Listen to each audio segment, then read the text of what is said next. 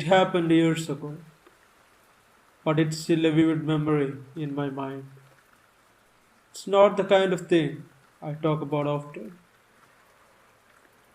because people don't believe in these things like skinwalkers. Or if they do, they think it's all just stories, a folklore. I used to think that too until I had my own experience. It was back in the late 90s. I was a kid, living with my family on a small property just outside a quiet town in North Arizona. Our land bordered a stretch of pines that were dense, enough to feel like the forest went on forever. We used to play out there all the time, my brothers and I, building forts, chasing each other through the trees, and exploring the open land. We were close to nature, and my parents were big on teaching us survival skills and the importance of respecting the land. I remember that summer. The air was thick with the heat, and the forest was dry. The scent of dust and pine resin hanging in the air. It was the kind of drive that made the world feel heavier, like it was holding its breath. On one evening, I was out near the pines with my older brother Mark. He was always the more daring one of the two of us. And that evening, he was pushing me to explore a part of the forest that we have never ventured before. It wasn't that we didn't go deep into the woods. It was just the thing. The area felt really off. There was an ancient feeling to it, like the trees themselves were watching you. I'm not sure how to explain it further than that. But even as a kid, I could sense something was quite right. Mark, of course, wasn't scared. He was 17 and had the air of invisibility that comes with being a teenager. Come on, we will be fine, he said, tossing a rock into the bush, not even looking back to see if I was following. What's the worst thing could happen? That was the first mistake. The second one was when we heard the sound. It was almost like a person, but not quite. A low, gravely voice, deep and twisted, almost like it was trying to mimic a human, but couldn't get it right. It echoed from somewhere deeper in the trees, and though I couldn't make out any words, there was a sense of urgency to it.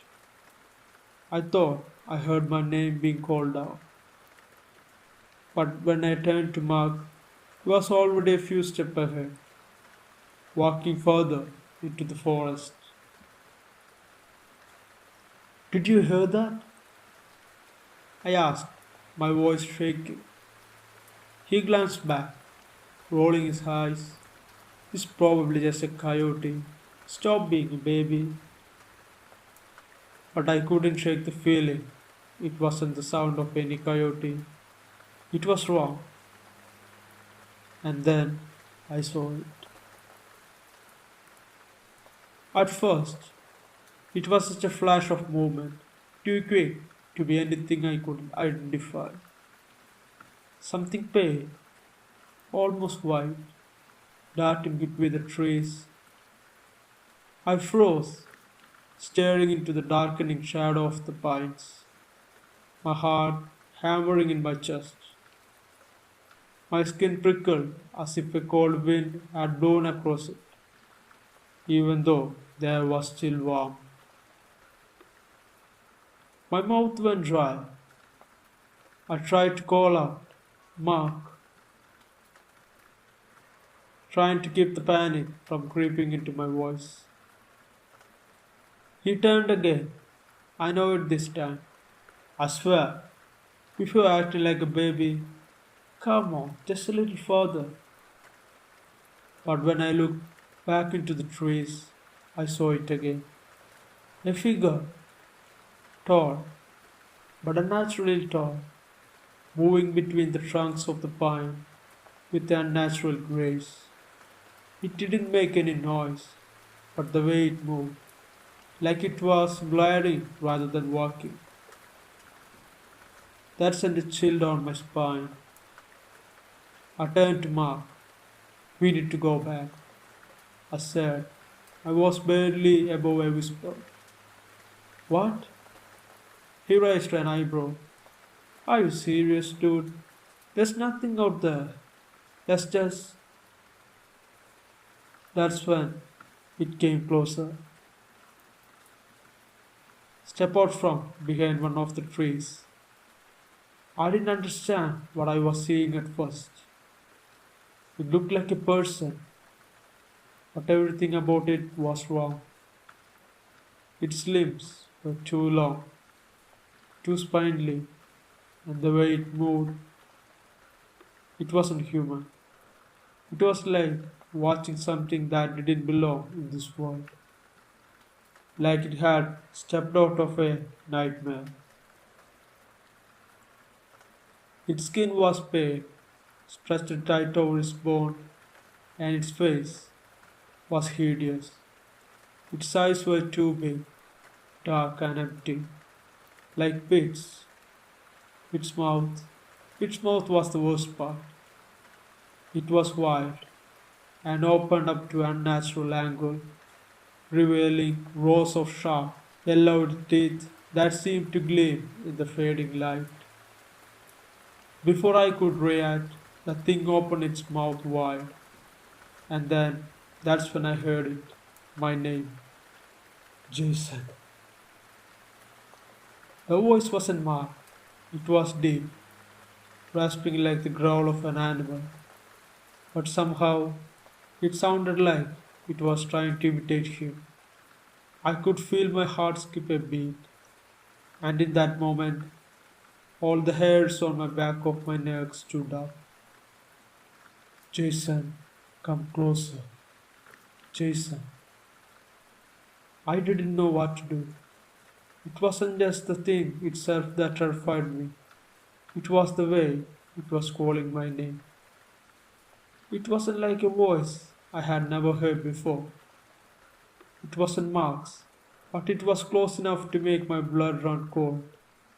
The worst part, I could feel it in the every pit of my stomach that it knew things about me. Things it shouldn't have known. Things no one would know unless they had been watching me for a long, long time. That was when Mark turned around. What the hell, man? I'm tired of you. I grabbed him by the arm, pulling him back, nearly knocking him off balance. Mark, Mark, we need to get out from here, now. He yanked his arm away, visibly frustrated. What's your deal? It's just some weird shadow or something. You're freaking out for no reason, dude. But I wasn't freaking out. Not for no reason. I forced him to follow me as I stumbled back the way we came, my eyes locked on the shadow that had started following us. It wasn't running or even walking. It was just gliding closer and closer, like it was in no hurry, just toying with us. Jason, the voice again, so much closer. The hairs on my back stood up on the end, and I couldn't shake the feeling that if I looked back, I had seen it right behind me. I couldn't explain why. I knew that if we stopped, if we even slowed down, it could catch us. I pulled Mark along with me as fast as my leg would carry me. my breath coming in short, panicked gasp. I didn't dare to look back, but I could feel it, the presence just behind us. The sound of its movement, soft but deliberate, haunted the edge of my hearing. The trees blurred around us. I pushed forward, every step heavier, like the forest itself was trying to hold me back. My mind was screaming at me to move and don't stop, but my body felt like it was slowing down with every breath and every step I take. Jason, slow down, Mark shouted. I couldn't risk it all. I heard him curse under his breath, but he followed. Good thing, too, because when I turned the corner of the thick cluster of pines, I stumbled over a branch, nearly losing my footing. I grabbed onto a tree trunk for my support, my heart hammering in my chest. And I looked back down my shoulder. That's when I saw it. The figure, standing a good 20 feet away, motionless. It was just watching. Its eyes, those dark hollow pits, were locked on me, as if it was enjoying our fear. Jason. It was louder this time, sharper, like a command.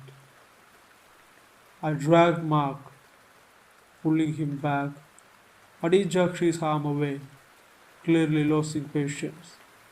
What the hell is wrong with you? His voice was shaky, but there was a flicker of anger in his eyes. This is stupid. It's just some animal. Before he could finish, there was a sound, a quick, sharp crack. It came from behind us. My blood ran cold. I whipped around, expect to see the thing close in the distance. But what I saw was worse, much worse. There were two of them now. The one we had seen earlier, still standing there, and another, equally terrifying. This one had its face hiding by a tangle of long, black hair, but I could see the pale, bony fingers curling around the trunk of nearby tree. Its head tilted at an unnatural angle, the way it stood, like it was waiting for something, sent a chill down my spine. Mark, I whispered, my voice barely audible. Mark, we need to run, now. I didn't wait for him to respond. I grabbed his arm and pulled him again, almost tumbling back the way we came. The sound of footsteps behind us, soft, slithering across the forest floor, told me they were still following. They weren't running, they didn't need to. My heart was in my throat, and my legs were starting to give out from the strain. The pines ahead seemed to close in on us, the darkness in between them thick and oppressive, like it was waiting for us to fail into its grasp. I didn't dare to look back. I couldn't, but I heard it, the voice, echoing through the trees, chilling my very soul. Suddenly, suddenly, Mark screamed, a high-pitched, desperate sound that echoed through the trees, cutting off all other noise. I turned, but it was too late. He was gone. There was a flash of movement, something that wasn't human, and then nothing. He had vanished into the shadows of the forest, and all that was left the sound of the wind rustling the leaves. My heart slammed against my rib, and I stood there, frozen. My mind was racing. Jason, The voice came from behind me, but this time it was right there. I didn't think. I didn't stop to ask myself any more questions. My feet were already moving, running faster than I ever had in my life before. As though my survival was depending on putting as much distance between me and whatever had taken Mark. My eyes scanned the trees desperately for any sign of him, but it was no use. The woods had swallowed him. I came to a clearing in the forest, gasping for breath, my legs burning, and I stopped, trying to catch my bearings. The pines, which had once seemed so full of life, were now silent, too silent. It was like the forest was holding its breath. And then I heard it, the unmistakable sound of footsteps. Not the soft padding of an animal, but something deliberate, calculated. Slowly I turned around. There, standing at the edge of the clearing, was the creature, the one that had been following us. It was so much closer now, its pale, hollow eyes staring right at me. And in that moment, I realized with a sickening certainty that it wasn't just following me. It was waiting for me to take the next move. Jason, the voice rasped again, but this time it was no longer just imitating me. It was mocking me, playing with me. The way it said my name twisted in the air, making my skin crawl. I couldn't breathe. I couldn't move. There was no escape, no way to outrun the creature. My heart pounded in my chest, and a deep primal fear surged through me. I turned, my eyes frantically searching for some way out. There was nothing but the pines, closing like a cage. Then, the creature, tall and impossibly thin, stepped forward, and in that instant, I understood it wasn't just playing with me. It wanted me the way it had wanted Mark. And like Mark, I knew what would happen next. Jason, the voice whispered again, but this time there was something different in it, something colder. It sounded like Mark, but I can clearly see it was not him. He's gone. He's no longer there. It's just the voices. I turned and ran from the forest, and I didn't stop until I reached my home, screaming for my parents and telling them that Mark went missing. We searched for a while, informing the police and the news, but to this day, we didn't find them. I never went back to the forest. After this happened, we moved out from there, but that day still haunts me.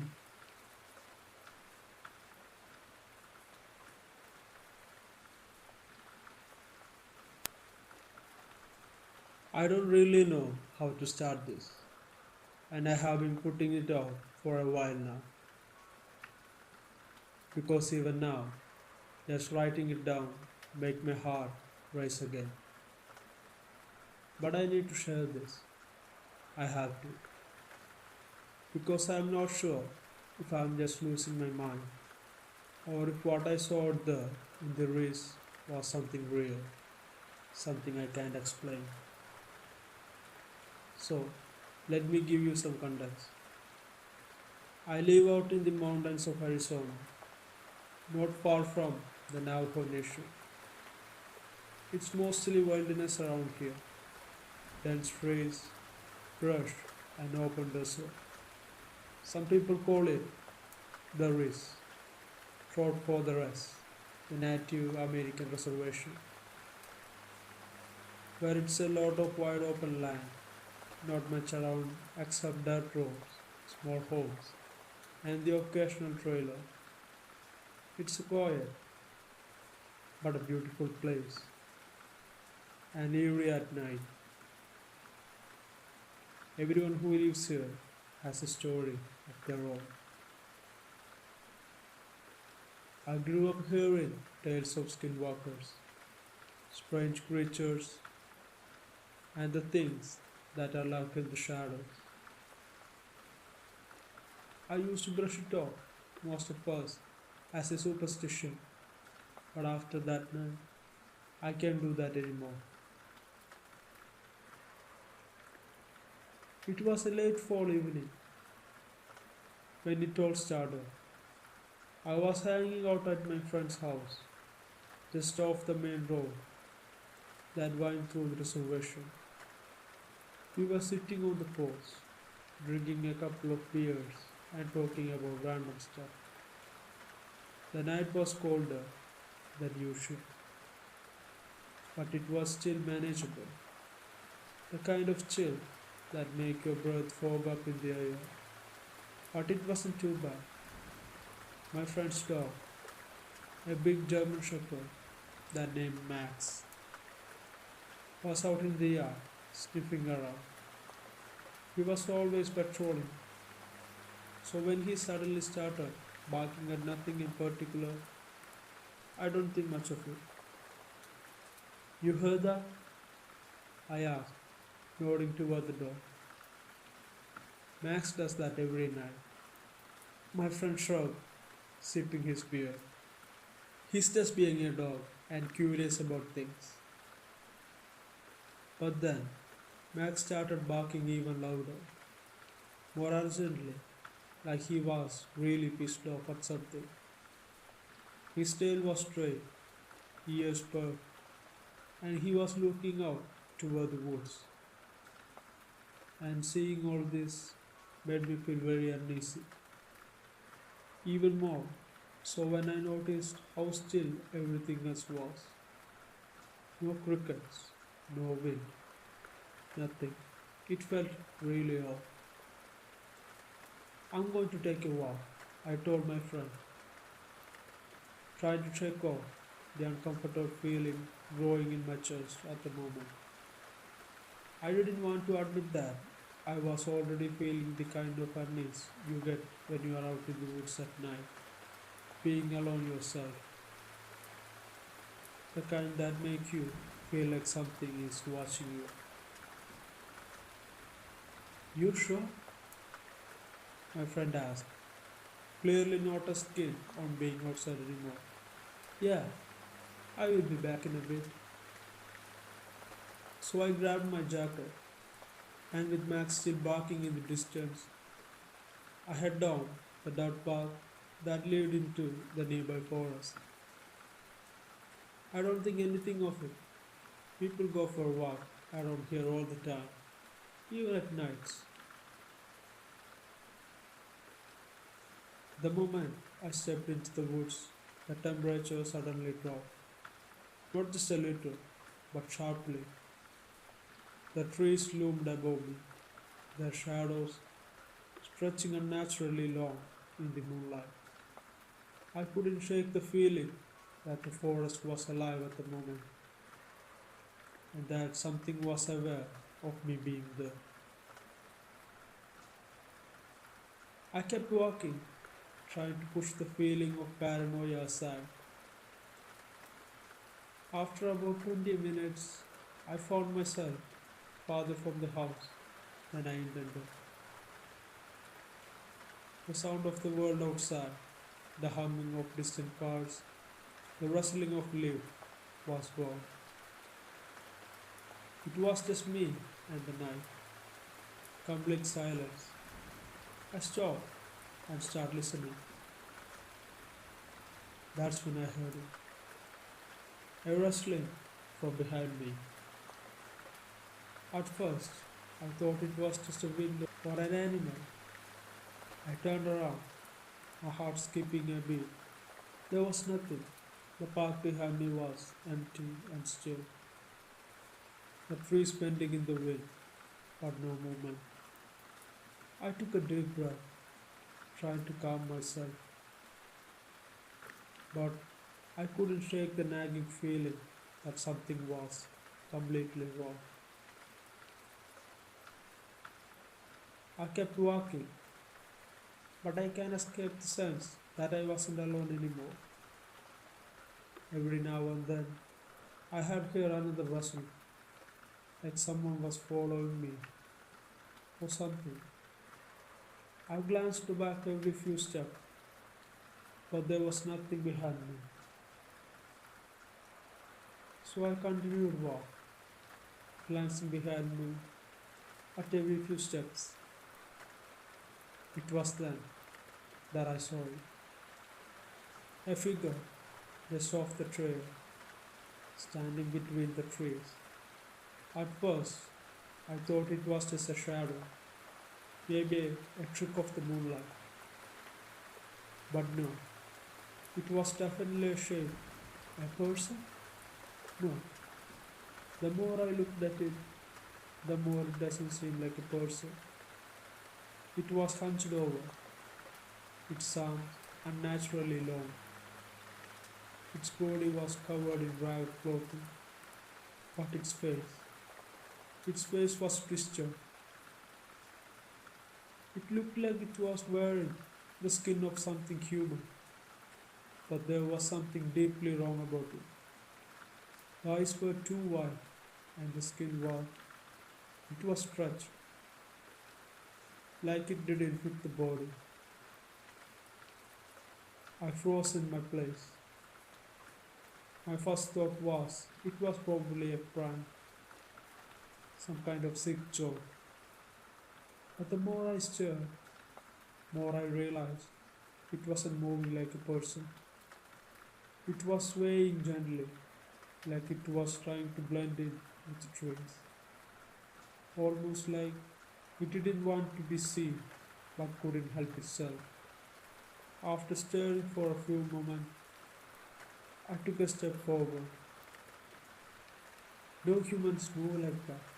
It was too fast and too jerky of a motion, almost like it was stumbling and controlling its movement at the same time. I turned around and started walking quickly, my heart thundering in my chest. But I didn't dare to look back. The path was suddenly became long and dark. Every step felt like it was being watched, and I swear to God, I could feel something behind me. That's when I heard it again. The footstep, it's getting close. Not normal footsteps, too fast, too erratic. I didn't want to look back even then, but I couldn't stop myself. When I did look back, the figure was closer now. I could see it clearly. Its skin wasn't white. It was stretched over its bones, too thin, its mouth open wide, too wide. Its teeth were sharp, like the teeth of an animal, not anything like a human. It was grainy. After seeing this, that's when I started to run. I took off, the sound of my boots hitting the dirt mixing with the mad scrambling behind me. I could hear it now. Its footsteps were faster, like it was chasing me. But there was no rhythm to it. It was like it was just everywhere, closing in from all directions. I don't know how long I ran, but I didn't stop until I burst through the trees and found myself back on the familiar dirt road near my friend's house. I didn't even hesitate. I knocked on the door, grinding, and my body shaking uncontrollably, not caring about how crazy I must have looked. My friend opened it with a confused look on his face. But when he saw my face, his expression changed. You saw it, didn't you? He asked, his voice low, almost like he was afraid to say it out loud. What was that thing? He paused, looked out at the night, then he turned back to me, his eyes wide with a kind of fear. Then he said, it is a skinwalker. You don't go walking out in those woods at night. Not alone. Not ever. I look at my friend's face with a shaking leg. After he said that, I looked back into the dark forest. Then I saw two glowing eyes in the woods, staring back at me.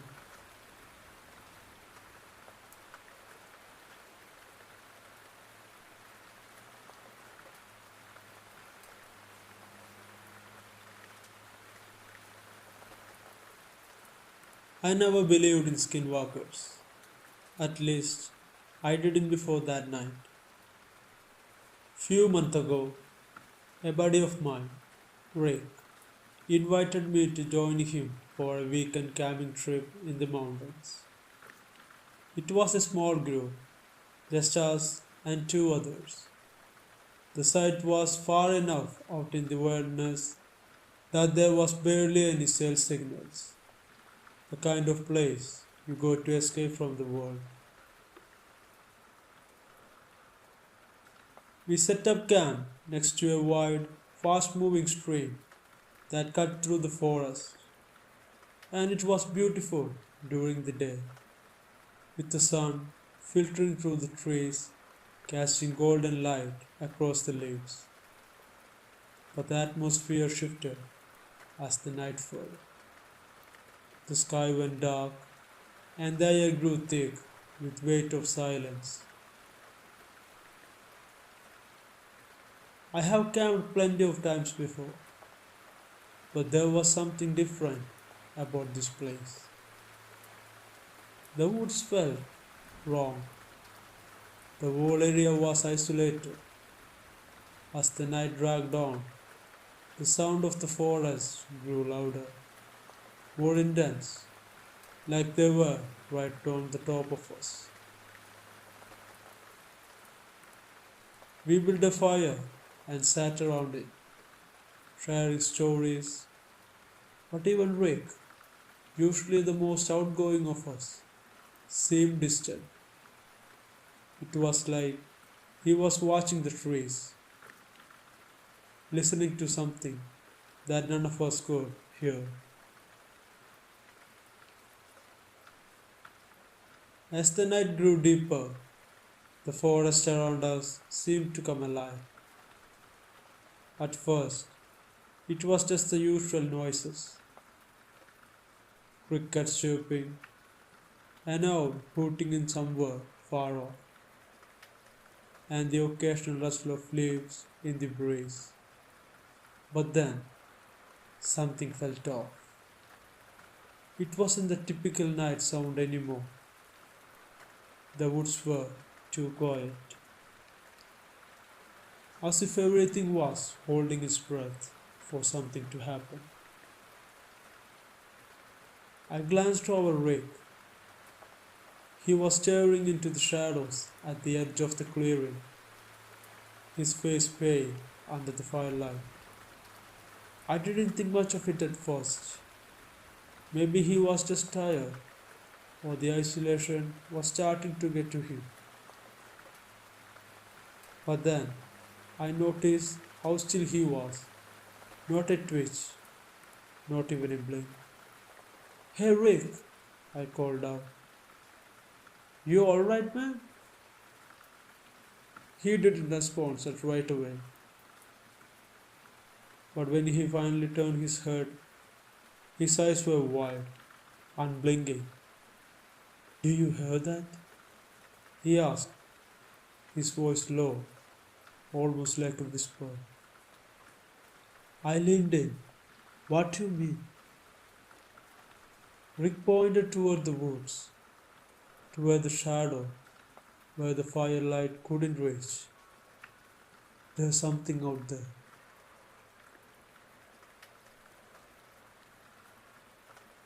He said, his voice shaking. Something out there watching us. I laughed it off, trying to be calm. Dude, it's probably just a deer or something. We are in the middle of the forest. Maybe a fox even. You have been out here too long. But the more I tried to ignore it, the worse it got. The fire crackled and popped, but it did little to ease the tension in the air. Every so often, I thought I saw something move just out of the light, at the corner of my eyes, but when I looked, nothing was there. Maybe we should head to bed, I said, standing up and stretching my arms. Get some sleep. We will feel better in the morning. Rick didn't move. He was still staring at the same spot. I'm not going to sleep, he muttered. Not until I know what it was out there.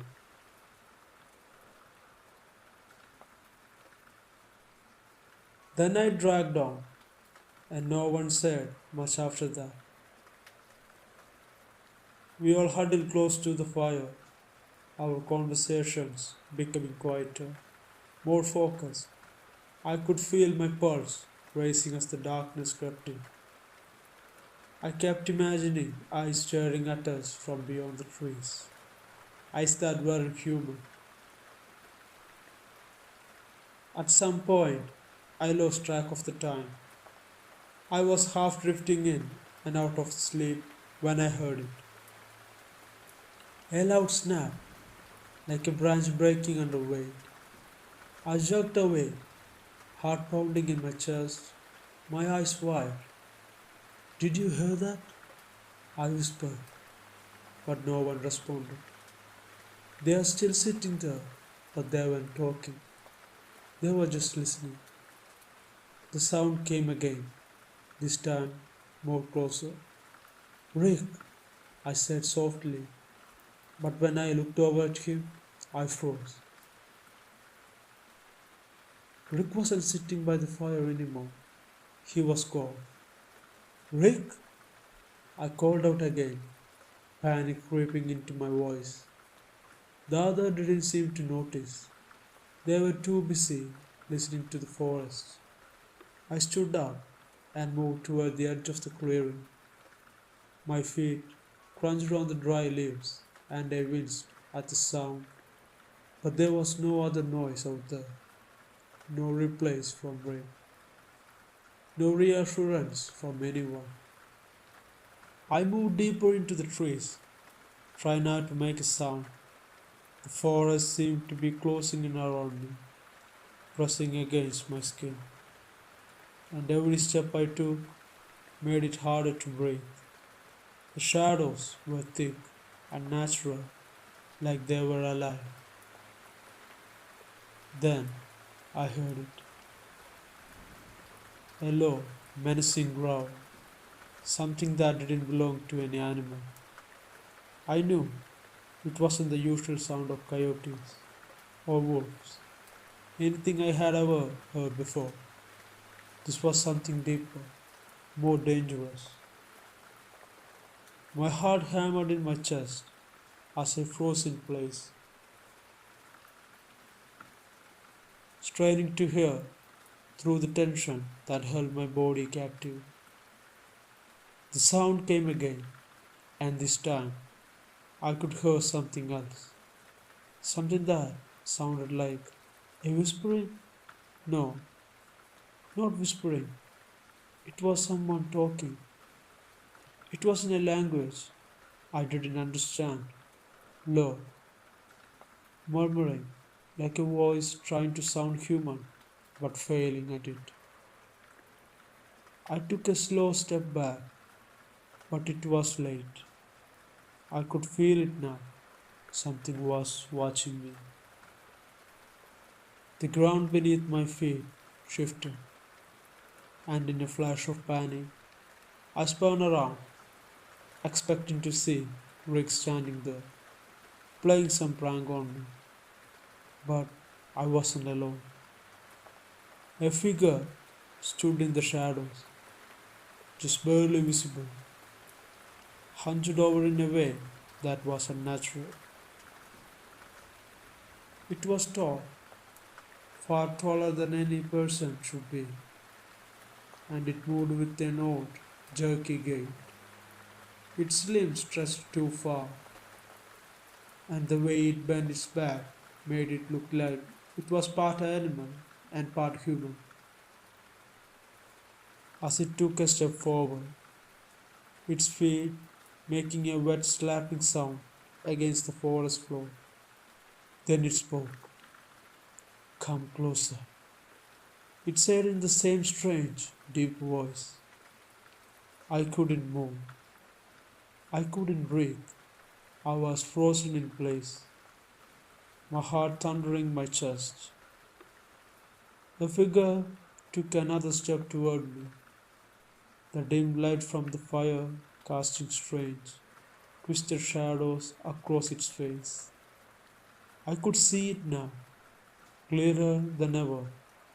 Its skin was pale, stretched over its bone, like it didn't quite fit.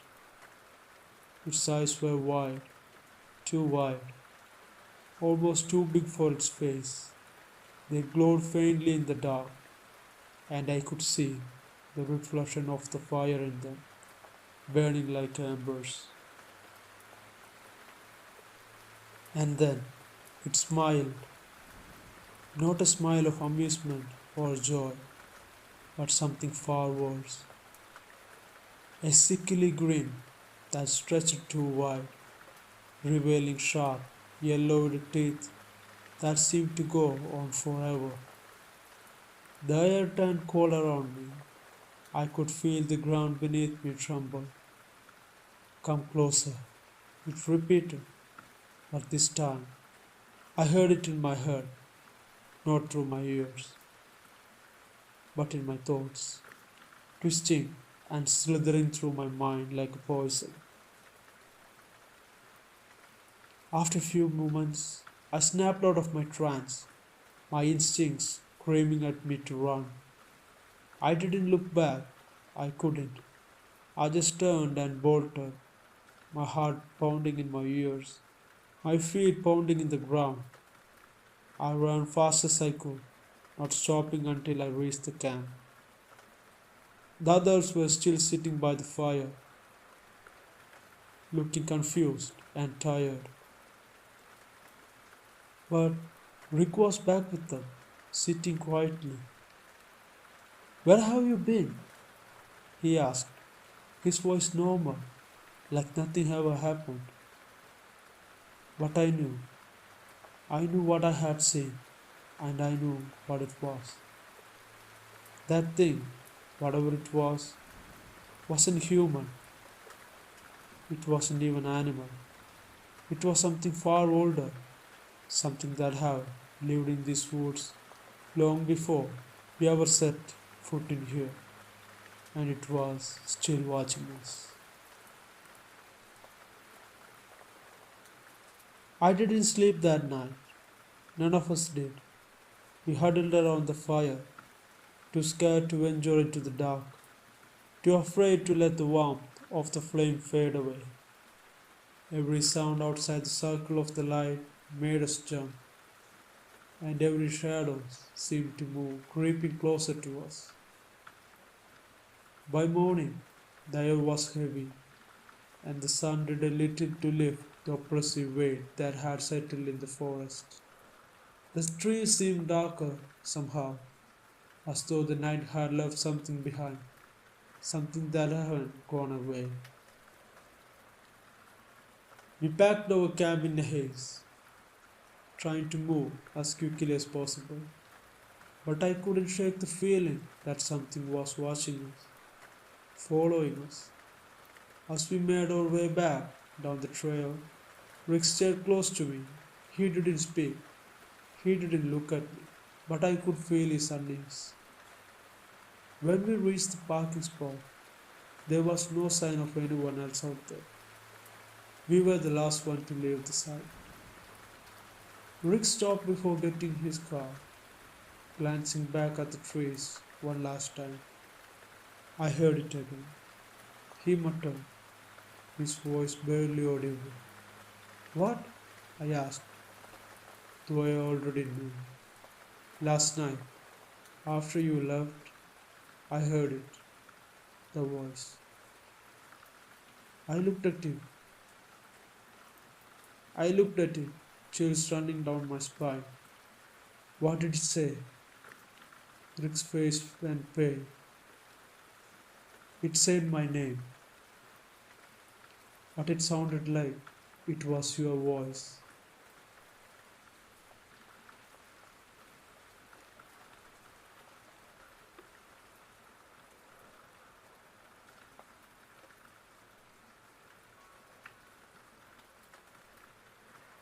It was the fall of 2012, and I had just moved to a small, secluded cabin in the woods near a little town called Black Pine.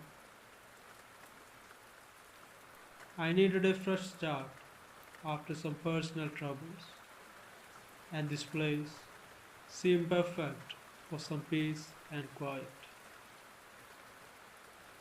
The air was crisp, the leaves were turning vibrant reds and orange, and the peace of being out in the middle of nowhere felt like a dream.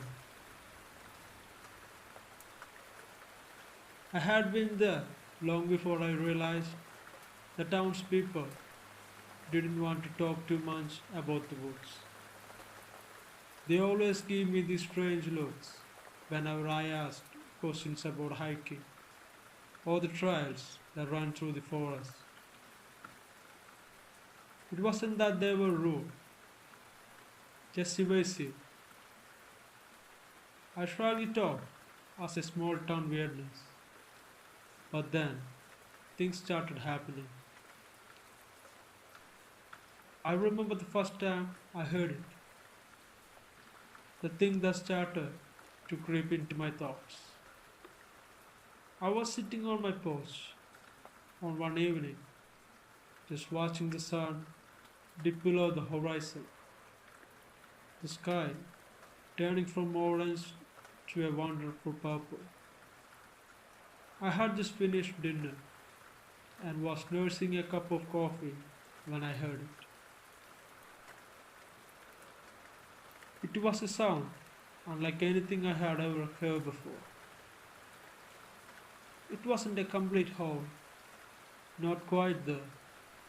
It was this low, throaty growl, like something was trying to speak through its teeth.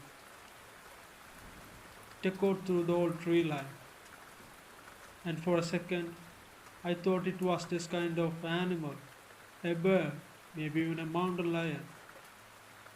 But then it sounded wrong. The growl came again, but closer this time. My chest tightened,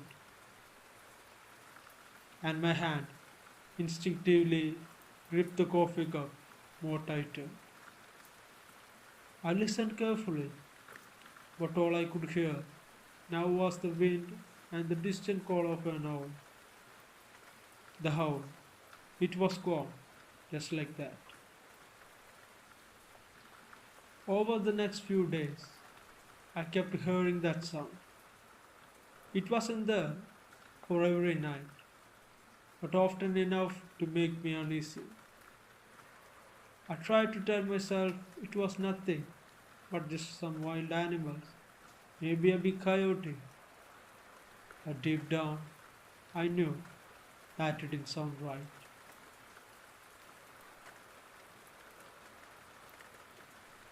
Then after a few days passed by, one night I decided to go for a walk to clear my head, and it was full moon out there. The night was alive with sound of insects and rustling leaves all around me. I walked down the dirt path that led into the woods that ran through behind my cabin, the trees casting long shadows in the moonlight. The farther I went, the more the woods seemed to close in around me. It was quiet, eerily so. And then, after walking for a few minutes, I heard it again, the growl. But this time, it was much closer, so close I could feel it in my chest. My heart started to race, and I froze in my place. I looked around, but I saw nothing. The forest was dead silent, save for the wind rustling and the leaves above me. I started to walk faster, a cold sweat breaking out on my forehead. My mind was racing. What if it was a bear? Or, or maybe, what if it was something more worse? I didn't know how far I had walked until I realized I was completely turned around. The path I had been following had just disappeared in front of me. Then panic started to set in. That's when I saw it. Out of the corner of my eye, something moved. It was just a flicker, but it was enough to make me stood up in my tracks. I turned my head slowly, trying to locate whatever it was. My breath caught me in my throat when I saw it. A shape, darker than the shadows of the trees around me, and it was moving among the trunks. At first, I thought it was a man, a tall, hunched over, with long arms. But there was something wrong with it. Its movements were too fluid, too fast, and its posture was all wrong. It wasn't a man at all. It was too big, and it was watching me. I stood there for what felt like an eternity, just staring at the thing that stood behind the tree lines.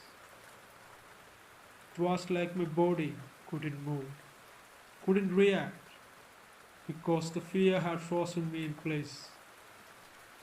Its eyes, if you could call them that, were glowing faintly, like a yellowed orbs that reflect the moonlight. They were locked on me, and it felt like they were seeing right through me into some part of my soul. Then, without any warning, it moved. It darted between the trees faster than I could comprehend, disappearing into the darkness of the forest. I stumbled backward, my heart racing like never before. My legs shook as I turned and ran, desperately trying to find my way back to the cabin. The growl echoed behind me, a haunting sound that made every nerve in my body scream. After running through the forest for so much time, I finally made it back to the cabin, slamming the door behind me. I leaned against it, trying to catch my breath, but my mind was reeling. What had I just seen? Was it even real? My hands were trembling as I grabbed my phone, but of course, There was no service out there. I didn't sleep that night. Every creak of the house, every snap of a branch outside had me on the edge. The ground haunted me, echoing in my mind. I kept thinking about the eyes that watched me through the trees, through the darkness, staring into my soul. I spent the night without any sleep. The next day, I went into the town and tried to get some answer. I figured I could at least ask around, talk to some of the locals, and maybe find out what kind of animal lived in those woods. I wasn't expecting anyone to be helpful, but I had to try. I started with the bar attendant at the local pub, a guy named Dave, who seemed like the type to know things like this. He gave me a long look when I asked him about the woods, and I could tell he wasn't sure whether to take me seriously. You didn't hear anything about the thing in the woods, did you? He asked me after a long pause after my question. I raised an eyebrow. What thing? He leaned in, lowering his voice. The thing that roam around there. Some folks say it's a werewolf. Some say it's something else. But it's not something you want to mess with. I felt a cold shiver run down my spine. What exactly are you saying? He looked around, was making sure no one was listening. There were stories, old stories, about a creature that's roamed the woods. It's not something you can just explain anyway. People who have gone out there at night, they don't come back the same after seeing that thing, if they come back at all in the first place. I laughed nervously, but there was no humor in it. I asked him, so you are telling me that there's a monster out there? Dave didn't smile. I am telling you that people have been seeing things in the woods, and some of them haven't lived to tell the tales. I felt a chill settle over me, my mind racing as I processed what he just said. A werewolf? A monster? In this century? It sounded insane, but after what I had seen, it was starting to make sense. I thanked him, paid for my drink, and left the pub, feeling a heaviness in my chest. That night, I stayed inside. I didn't go anywhere near the woods. I figured maybe if I stay put, I'll be safe, but that didn't help. The growl returned. They were louder now, and they were right outside my door. I grabbed a flashlight. I wasn't going to go out there, no matter what, but I had to know what was making those sounds. I slowly made my way to the window and peeked outside, shining my flashlight into the darkness. At first, I didn't see anything, just the usual forest, silent and still. But all of a sudden, I caught a glimpse of a movement. It was fast, too fast, a shape darting between the trees, just like before. And then those eyes returned, those glowing eyes staring back at me.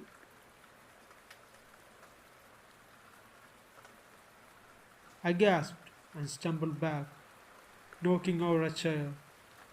The thing growled again, its voice low and guttural, sending waves of fear through my body.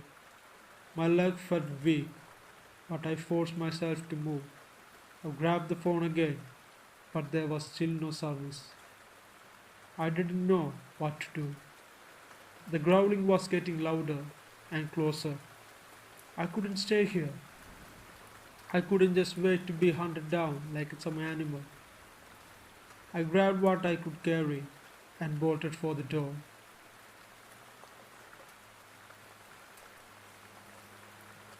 Running fast as I could down the dirt road that led to the town. My breath was ragged, and I didn't dare to look back. I could hear the growls, the sound of something chasing me. I don't remember how long I ran, but when I finally made it to the edge of the town, I stopped. The growls had faded, and the only sound could I hear was my own labored breathing. I turned around, but there was nothing behind me, nothing but an empty dirt road. But I knew it was still out there, whatever it was, and it was waiting for me. But I never went back to the cabin again.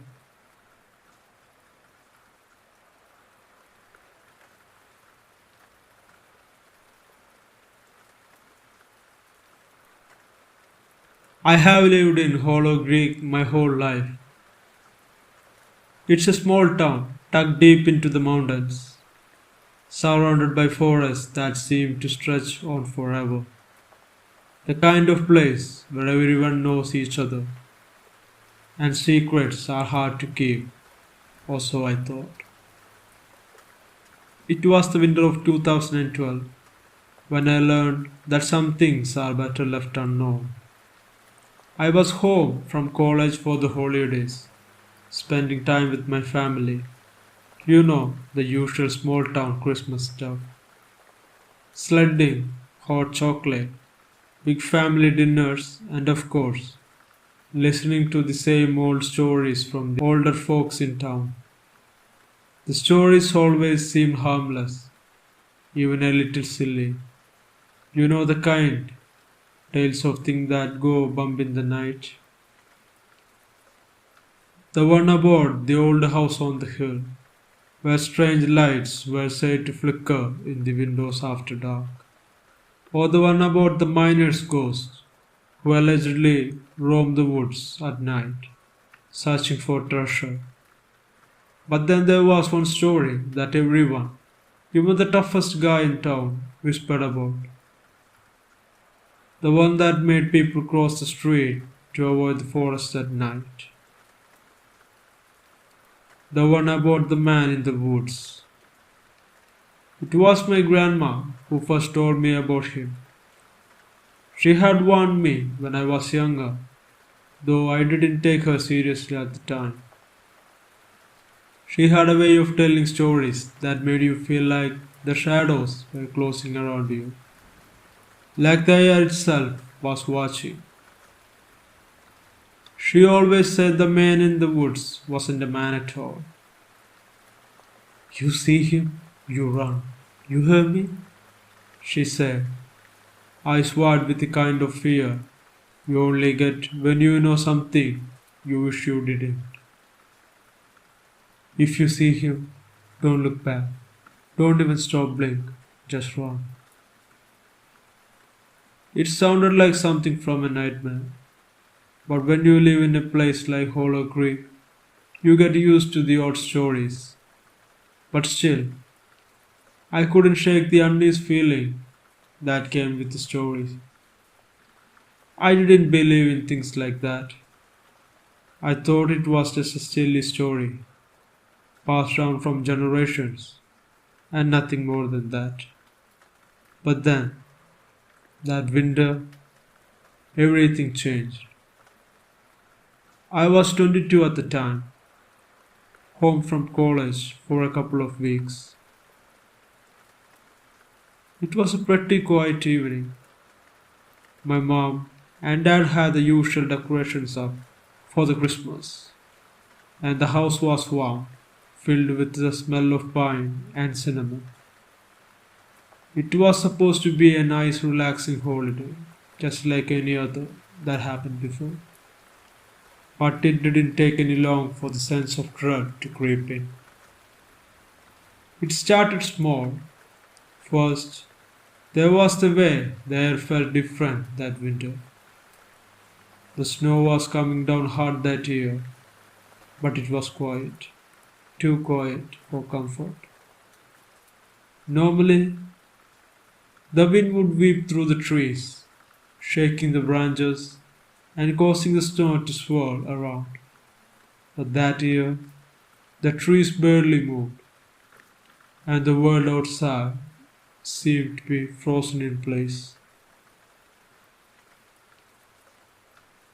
I was out at the woodshed one afternoon, stacking some firewood for my mom. It was cold, so cold that you could see your breath in front of you, even though the sun was high in the sky. The snow crunched under my boots as I worked, but everything felt off. It wasn't the usual peaceful silence of the winter. It was a kind of eerie stillness, like something was waiting, watching. I didn't think much of it at first, though I was used to the quiet in these parts. But when I heard it, I stopped dead in my tracks. A distant growl. At first, I thought it might be a bear, but I quickly realized it wasn't. This growl was different, sharp, guttural, and more animal than you could ever imagine. It came from the woods, not too far off from where I was standing. It wasn't like the growl you heard from bears or wolf. The sound was primal. I don't know what came over me, but instead of running, I found myself taking a few steps toward the trees.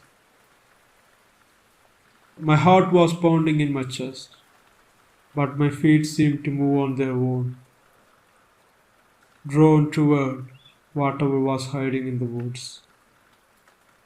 As I got closer, I noticed the air had changed. It was colder now, almost biting, and the hair on back of my neck stood up. I could feel something watching me through the woods. I didn't want to look, but I had to. My curiosity was overwhelming,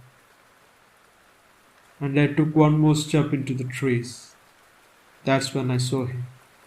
Or at least, I think it was him. At first, I thought it was a man, standing just out of the reach of the trees, almost completely still. I could only make out his shape through the snow and the shadows, but I saw enough to know that he wasn't right. His posture was wrong. The way he stood, it was like he was almost bent, but not quite, as if his body couldn't quite decide whether it was a human or something else. And those eyes were glowing, faintly, an unnatural yellow that stood out against the dark of the forest. I froze. I don't know how long we stood there, but it felt like eternity. The creature, or the man, or whatever it was, never moved, never took its eyes off me. Then, without a warning, it shifted. At first, it just seemed to crouch down, like it was preparing to launch towards me. But as it lowered itself, its limbs began to change, twisting in a way they shouldn't. There was a sickening crack of bones breaking, and I could hear the sound of flesh stretching. My body went into full panic mode, but I couldn't move. I wanted to scream, but no sound came out. The thing in front of me wasn't human anymore. It was something else, something that shouldn't exist. It had fur now, matted and dark, and its face had elongated, its nose stretching into a snout, sharp teeth glinting in the dim light. Its hands, if you could still call them that, were long, with claws that looked like they could tear through chain. I don't know how I managed to turn around, but something inside me snapped, and suddenly I was running without even thinking about it. I wasn't sure where I was going, only that I had to get away from there. My legs were burning by the time I reached the home. I slammed the door behind me, my chest heavy, my breath coming in ragged gasps. I stood there, pressing my back against the door, trying to collect myself, but I couldn't do that. I could hear it outside in the snow, the sound of footsteps, heavy and slow dragging through the snow. Then the low growl again, just outside the door. It wasn't loud, but it was close. I could feel it vibrating through the walls of the house. For hours I stared inside, too terrified to even look out the window. I could hear the creature circling the house, its breath coming in ragged gasps, just like mine. I don't know when it left. When I finally worked up the courage to check outside, there was nothing. No sign of it. No footprints in the snow. No broken branches. It was as if it had never been there in the first place. I never told anyone about what happened. I couldn't. No one would have believed me. The idea that something like that could exist, that the man in the woods was real, was too much to accept. But I knew what I saw and what I heard. The old stories, the ones I used to dismiss, suddenly didn't seem so silly anymore. The man in the woods wasn't a ghost or a shadow.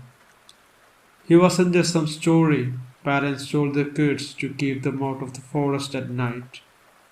He was something far worse than I thought. I haven't been back to the woods since that night. I'm not sure I will ever go again. But every winter, when the snow starts to fall, I can help but feel the same dread creeping back. The air grows chill, and sometimes, just sometimes, I hear the low growl, faint and distant, just beyond the trees. I never go past the tree line anymore, and I never will. There are things outside, beyond our imaginations.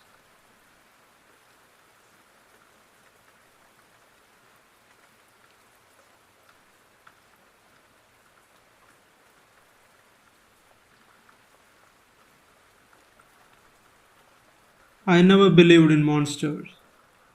I didn't buy into ghost stories or urban legends. Growing up in the Midwest, I was surrounded by woods, dense forests, quiet lakes, and miles of untouched land. And while they were beautiful, I had always approached them with respect, not fear. But something happened to me on one of my solo hiking trips that changed all that. I can't explain it, but I knew what I saw, and I knew it was real. It all started when I decided to go for a solo camping trip. I needed some time away from the noise of the city, a chance to reconnect with the nature and escape the distractions of modern life. I had been on camping trips before, but this one would be different. This time, I was going to hike deeper into the woods that I never had before gone into. It was late November, and the cold had settled into the air, but I didn't mind that. I packed my gear, a tent, sleeping bag, essential foods, and a knife, and set off. The sun had already dipped below the horizon by the time I reached the spot that I planned to camp. I wasn't exactly sure where I was. I hadn't marked the trail. I was far from any kind of established campsite. But that's the part of the thrill. There's something about being completely alone, surrounded by nothing but trees and silence, that makes everything feel sharper. I had no phone, no GPS, just the sound of the crunching leaves beneath my boots and the occasional crack of a distant branch, and the usual forest sounds.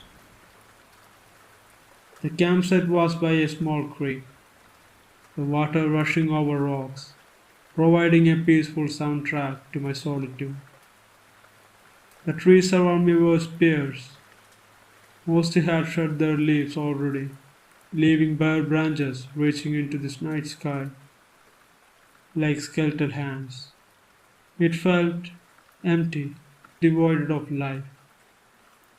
A quiet, still coldness hung in the air, a sharp contrast to the noise of the city I had left behind. As I set up my camp, I couldn't shake the feeling that something wasn't quite right around me. The wind was unusually quiet, the woods unnaturally still. Usually at night, in the woods, there's the sound of critters moving about, the rustling of animals in the underbrush, the chirp of insects, and the distant call of an owl. But that night, all of that was missing. The air was thick, almost suffocating. I tried to shrug it off at first. The fire I started flickered in the dark, the warmth offering some comfort. I ate a quick meal of hydrated food, watching the flames dance in the fire pit. But still, I couldn't shake the unease crawling at the edge of my mind. Then came the noise. At first, I thought it was the wind or some animal moving through the woods, but the sound was wrong. It was soft, shuffling, like something dragging itself across the ground. I strained my ears, trying to locate the source, but the noise seemed to come from all around me. It wasn't the light scurrying of small animals. It was something heavy and slow, something much larger than a deer. My heart rate picked up as the sound grew closer.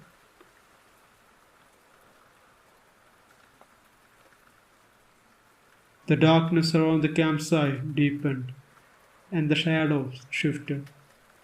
I told myself it was just an animal, a bird, maybe or a large wolf, but deep down I knew it wasn't. It couldn't be. It doesn't sound like it. After looking around, I stood up, gripping my flashlight, my fingers trembling as I shined it around the clearing. Nothing, just trees out there. But I could feel it, the presence, like something was watching me from beyond the light. The hair on my hand stood up, and my breath caught in my chest. The shuffling stopped, and in the eerie silence that followed, I heard something like a low and guttural groan. It was barely audible, but unmistakable at the same time. I froze in my place, my flashlight shaking in my hand. It didn't sound like any animal I knew. It was more like a person, but wrong, twisted. After a few moments later, the sound came again, but closer this time. And then I saw it. It was on the edge of the firelight at first. A tall, dark shape that moved with an unnatural grace. My heart skipped a beat as I realized it wasn't an animal. It was humanoid, but there was something deeply wrong with it. It stood at least 8 feet tall, its form skeletal and gaunt, and on its head it had something like antlers. Its limbs were long and twisted, joints bending at angles they shouldn't. The body was covered in patches of matted fur, but in the places where the fur had worn away, I could see the pale, sickly skin beneath it, stretched tight over the bones. Its face was the worst part. It had the face of a man, but it wasn't human. The eyes were wide, black and empty, no pupils at all, just hollow pits staring into me. Its mouth was wide, impossibly wide, its lip pulled back, revealing rows of sharp, jagged teeth, each one yellowed and broken. The teeth looked like they were made from bones, not flesh.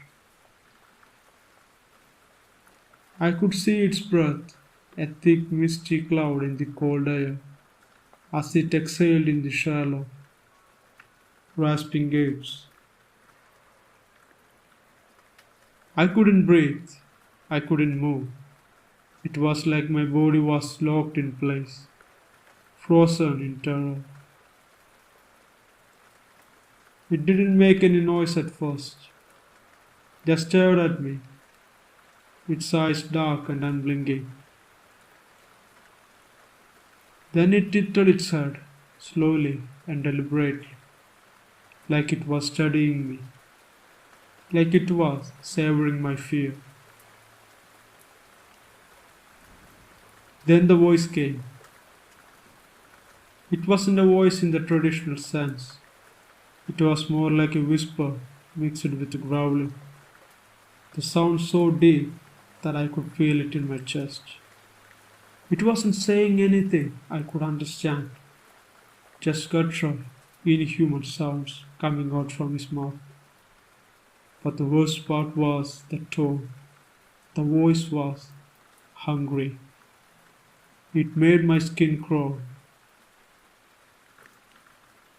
It was as if this thing had been waiting for something to wander into its territory. It took a step forward towards me, and that was when my survival instincts kicked in. I grabbed my knife, though I knew it wouldn't much of a help against something like that. I didn't even think. I turned and bolted into the woods, running as fast as I could.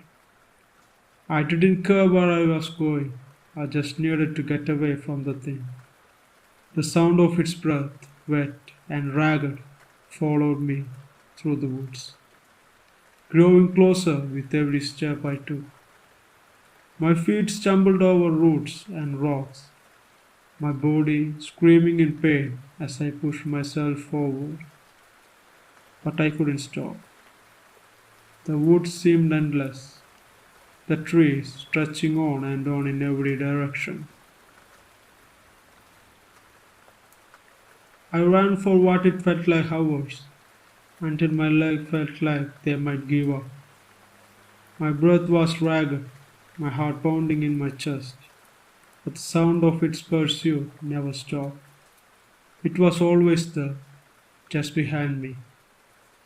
Its steps so heavy that I could feel the ground tremble. And then I heard it, the screech. It wasn't a scream, it wasn't a howl. It was something worse, a high-pitched, bone-chilling screech that sounded like nails on a chalkboard, but deeper, coming from the very bolts of hell. It filled the air vibrating through my bones, and I thought I might collapse from the terror of it. I had to get out from there. I had to survive this. Finally, after what felt like eternity, I stumbled out of the forest into a clearing. I could barely see, my flashlight long gone, but I kept running. I didn't know how far I ran, but eventually I hit the road. Then I saw headlights passing by, and without thinking, I jumped in front of a car, waving my arms frantically. The driver slammed on the brake, staring at me in shock. I don't even know what I looked like. Wild-eyed, covered in dirt, and panicking. But I didn't care. I just needed to get away from there. They gave me a ride to the nearest town, but I knew they didn't believe me. But I can blame them. It was unreal what just happened to me. I just told them to take me to a motel. After reaching there, I locked myself in a room, shaking the adrenaline still pumping through my veins. I never went back to those woods. I don't know what I saw that night. It wasn't a bear or a wolf or anything I could explain. It was something ancient, something hungry. A Wendigo maybe? Or something else. I don't know. But I will never forget the way it looked at me, the way it moved, and the hunger in its eyes. So, if you are out there in the woods, alone, and you hear something dragging itself towards you, don't just wait for something to show up. Just run. Be careful out there.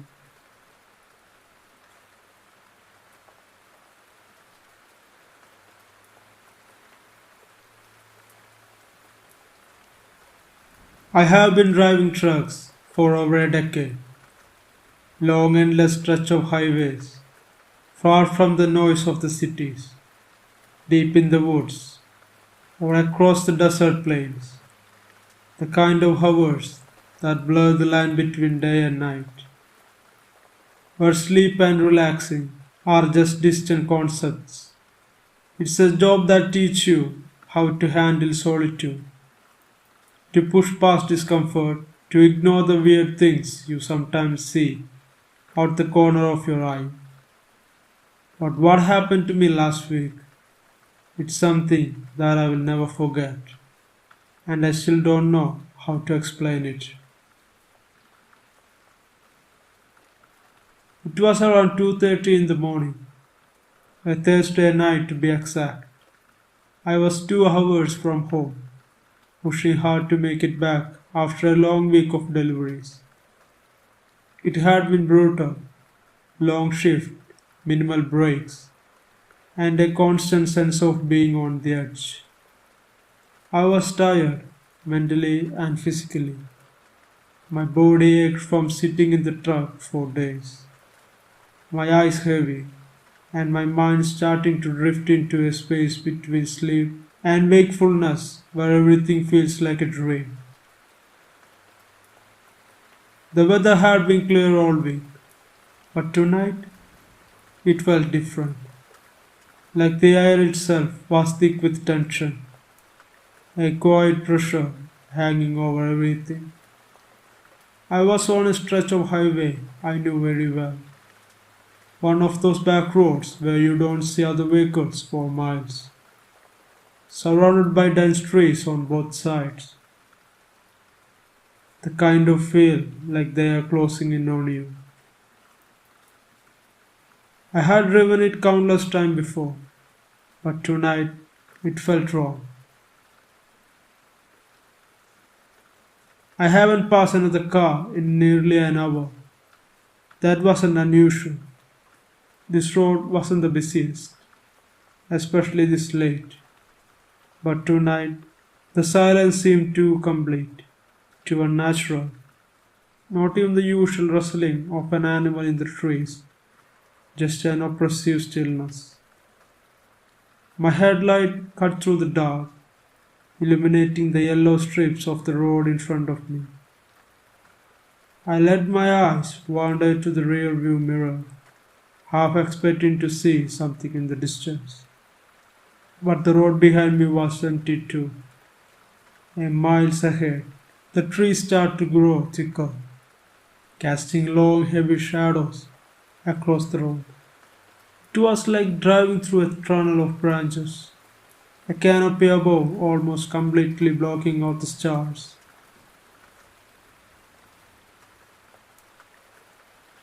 And then I saw him. At first, it was just a figure standing by the side of the road. It didn't stand out, just a shape against the dark woods. I have seen people hitchhiking out here before, though it was rare, but I got closer, something didn't feel right. The figure wasn't moving, just standing still, staring ahead with no apparent sign of distress or urgency. It was a man, at least from what I could tell, tall, maybe 6 feet or more, with a hunched posture. His clothes were torn and ragged, almost like they have been worn for years. The strange thing, though, was that he was standing completely still, his face hidden in the shadows. I couldn't see his expression, but I had this overwhelming sense that he wasn't a person who needed help. There was nothing human about the way he stood. I slowed down the truck even more as I neared him, glancing at the side mirror, thinking I might stop and offer help. But something made me hesitate. Maybe it was the way he didn't acknowledge the truck, or the way he just felt wrong. As I passed, I stole a quick glance out the side window. The figure's head snapped towards the truck, and for a moment I swore his eyes locked with mine. The feeling I got in that instant, it was something primal. It wasn't just the usual unease you feel when you pass someone alone in the dark. It was wrong. Everything about it screamed danger. But I was already moving past him. So I kept driving. It wasn't like I could turn around at the point. And I tried to push the thoughts out of my head. I convinced myself it was just fatigue messing with my head. Nothing more than that. But even I drove on, I couldn't shake that feeling that something was following me. The feeling of being watched. As the road wound through the woods, the air seemed to thicken. The temperature dropped sharply, and I had to roll the window up, even though it wasn't particularly cold. My breath fogged in front of me, the chill creeping into my bones. It wasn't just cold, though it felt like something was pressing on me from all sides, like the forest itself was closing in. Then came the smell. At first, it was faint, barely noticeable, a rag, musky scent, like wet dog mixed with something rotten. I rolled the window down a crack, trying to air it up, but the smell lingered, clinging to the cabin of the truck. It grew more stronger with each mile, thickening in the air, until I could barely breathe without gagging. It wasn't just the smell that made my skin crawl, it was the silence. Even though I was on a well-traveled road, there was no sound of wildlife, no wind rustling the trees, no movement of branches, nothing. Just a deep, unsettling silence. My fingers tightened on the steering wheel. My eyes darted around, half expecting someone to jump out of the trees. I glanced in the rearview mirror again, still nothing behind me, but I swear I could felt it. Something was out there, watching, waiting for me. Few minutes later, I heard it, a scraping noise.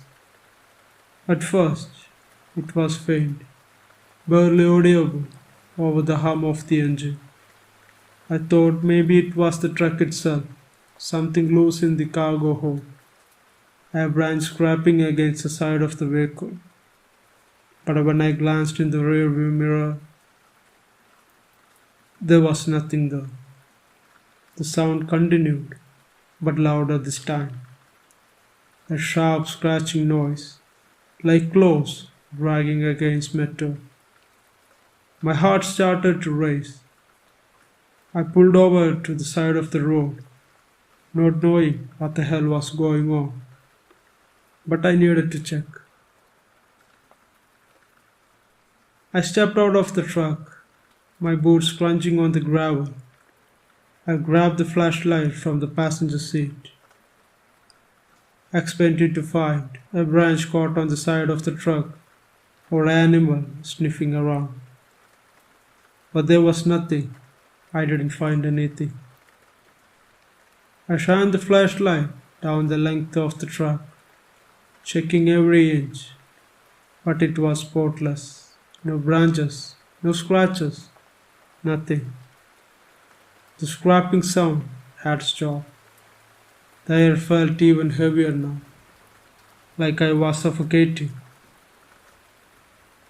Then I felt a sudden urge to get back in the truck, but I couldn't shake that feeling that something was out there, just beyond the tree line.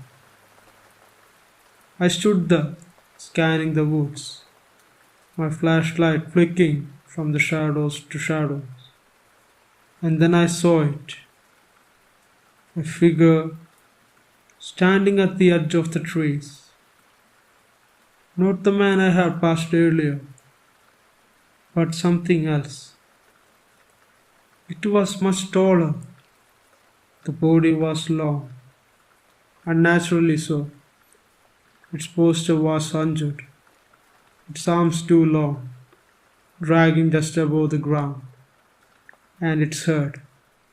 It was too big, too wide for any human creature, and its eyes, God, those eyes were reflecting the light from my flashlight like black holes, blacker than any night. It didn't move, not at first. It just stood there, staring at me. And I swear, it smiled at me. Not in the way a person would smile, but something twisted. Something was wrong about it. Its mouth stretched wide, revealing teeth that looked too sharp, like they weren't meant for any human. I froze, my body refusing to obey, my heart pounding in my ears. And then it moved. It was fast. In the blink of an eye, it was no longer standing in the shadows. It was in front of me. Its face inches from mine, its breath hot, clenched against my skin. I couldn't move, couldn't scream. I just stood there, paralyzed with fear. The creature's eyes never left mine. I felt it. Its presence was overwhelming, suffocating. I didn't know what to do, but my instinct screamed at me to run. I don't remember getting back into the truck, but I must have. I slammed the door behind me and floored the gas pedal. I didn't look back. I can't. I was frozen with fear, not knowing what I was doing. not sure what I was doing at the time. I didn't stop until I hit the nearest town. The rest of the drive was a blur, my mind racing, my hands shaking. I kept checking the mirrors, expecting to see that thing following me still. But there was nothing, just an empty road, as usual, and the trees, and the flickering of my headlight. When I finally pulled into the parking lot of a 24-hour gas station, I sat there for a long time, trying to calm my breath. That night, I didn't sleep. I couldn't. Every time I closed my eyes, I saw those black, shiny eyes staring back at me from the darkness. Every sound I heard made my skin crawl, and the air still felt heavy, like something was lurking just beyond my reach. The rest of the week passed in a haze. I couldn't shake the feeling that something had followed me into my home, that it was out there waiting for me to slip up, to make a mistake. It's been over a week since that night, and I still haven't gone back on that road. Every time I think about it, I get chills. It's going to haunt me forever.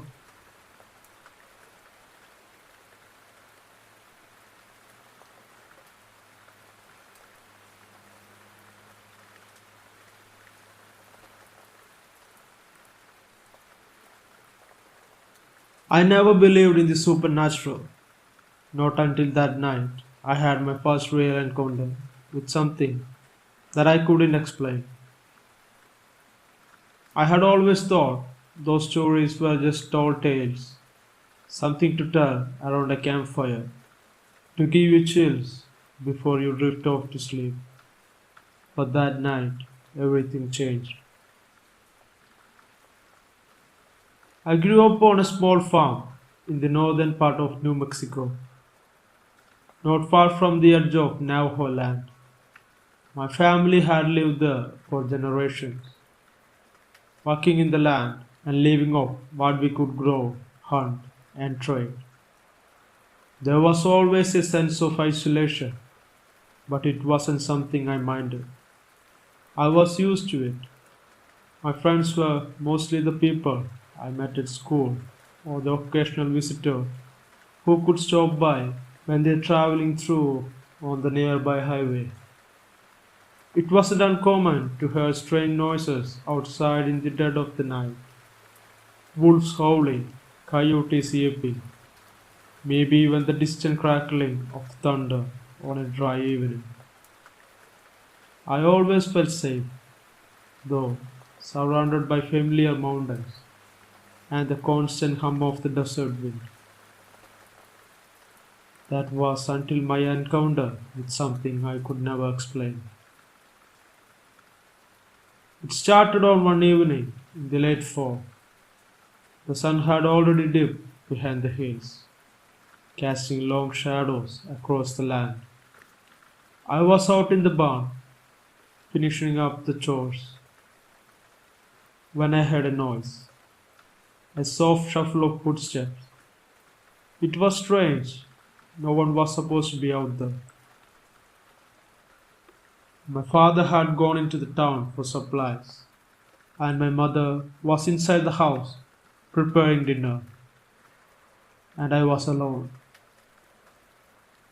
At first, I thought it might be a neighbor's dog or perhaps even a coyote, but then I heard it again,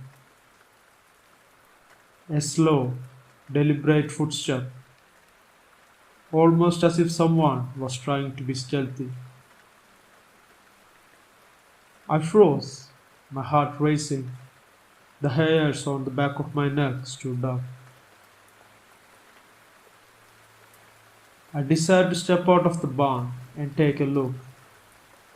The night was still, and the only sound the distant rustling of dry leaves and the faint hum of the wind.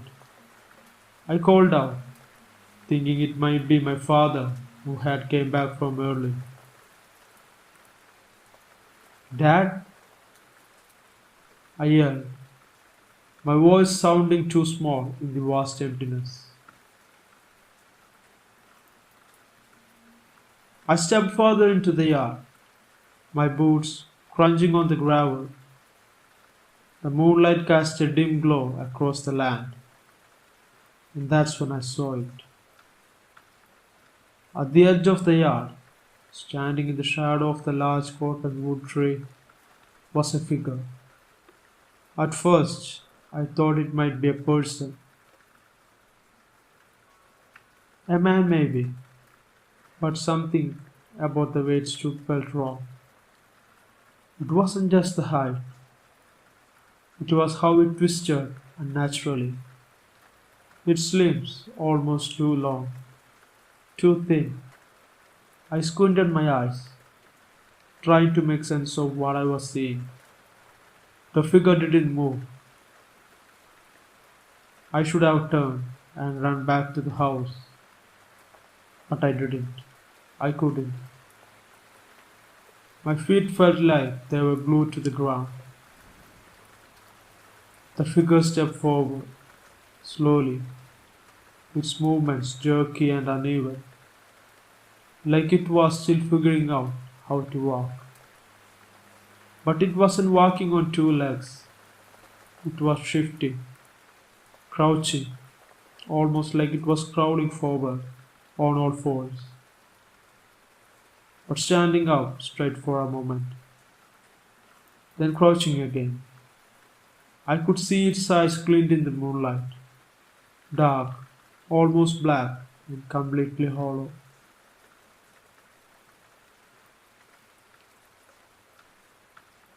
I know what you are thinking. It could be someone in a costume, some prankster, maybe, but it wasn't. I have seen enough people and animal to know the difference. And this thing, it wasn't human. I finally snapped out and ran back towards the barn.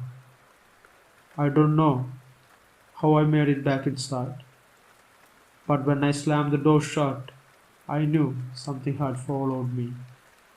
I could hear it, the sound of something moving around the barn, skittering and scratching at the wooden door. I spent the night in the barn, closing all doors and windows. But I didn't sleep that night. I couldn't. I spent hours sitting in the corner of the barn, listening to the rustling outside, waiting for dawn. And when the sun finally came, I thought I might have imagined it. Maybe the stress of working late, the isolation, the lack of sleep had got to me. Then I went outside the barn. That's when I saw the tracks.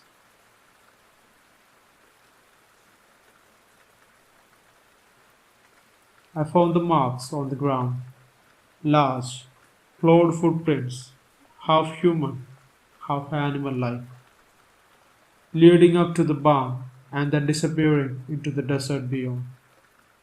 They were too strange from any animal I knew, and they were too big to belong to a person. I knew then I wasn't imagining things. Something was out there, and it wasn't done with me yet. The next few days were a blur. I couldn't stop thinking about what I had seen before. My mind raced constantly, replaying the encounter over and over again in my mind, trying to make sense of it. But every time I tried to rationalize what happened, the memory of those hollow eyes and that natural jerky movement kept coming back to me. My father had returned late that morning. I told him about the strange footprints. He wasn't as concerned as I thought he should be. He explained sometimes wild animals like mountain lion, wolves, even birds could leave strange tracks, especially in the areas where the ground was soft. But those tracks weren't like anything I had ever seen before. I knew he was trying to calm me down, to reassure that it was probably just some animal. But something in his eyes told me that he knew what it was. That night, as the sun set and the air grew colder, I felt a growing unease. I knew I had to stay alert, whatever it was, whatever had been lurking near the barn. I couldn't just ignore it. I stayed inside that evening, and my father kept the light on, more as comfort than for any practical reason. But despite all our precautions, something felt off. Around midnight, I heard the unmistakable scratching, the kind of sound that made my blood run cold. It was soft at first, like the tap of a claw against the wood, but it grew louder and more intense as the minutes ticked by. I tried to ignore it at first, thinking it might just be a stray dog or a raccoon this time, but deep down I knew that wasn't it. I grabbed a flashlight and a hunting rifle from the closet, unsure of what exactly I was preparing for. My fingers trembled as I checked the chamber, and I moved carefully to the back door. The scratching stopped when I reached there, but the silence that followed was even worse. It was thick, oppressive, as if the very air around the house was holding its breath. I called out into the night, my voice shaking. "Who's out there?" There was no answer, just the wind rustling in the trees. The faint rustle of the dry leaf shifting across the ground. But then I heard something else, a low guttural sound, a mix between a growl and something else, something I couldn't quietly identify.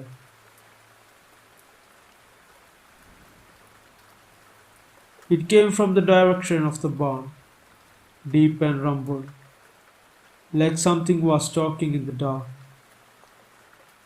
The flashlight trembled in my hand as I pointed towards the barn. For a moment, I thought I saw movement, something fast, darting between the shadows.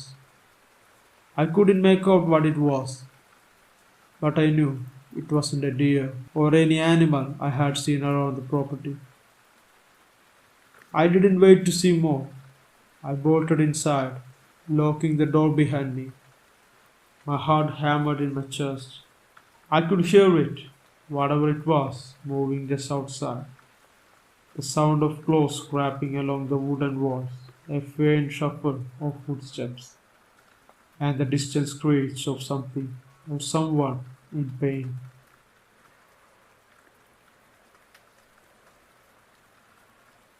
I lay there sleepless for hours, and I didn't know when did I fall asleep. The next morning, I kept thinking about those sounds, about the creature outside, about what it wanted. My father noticed my unease, but didn't say anything.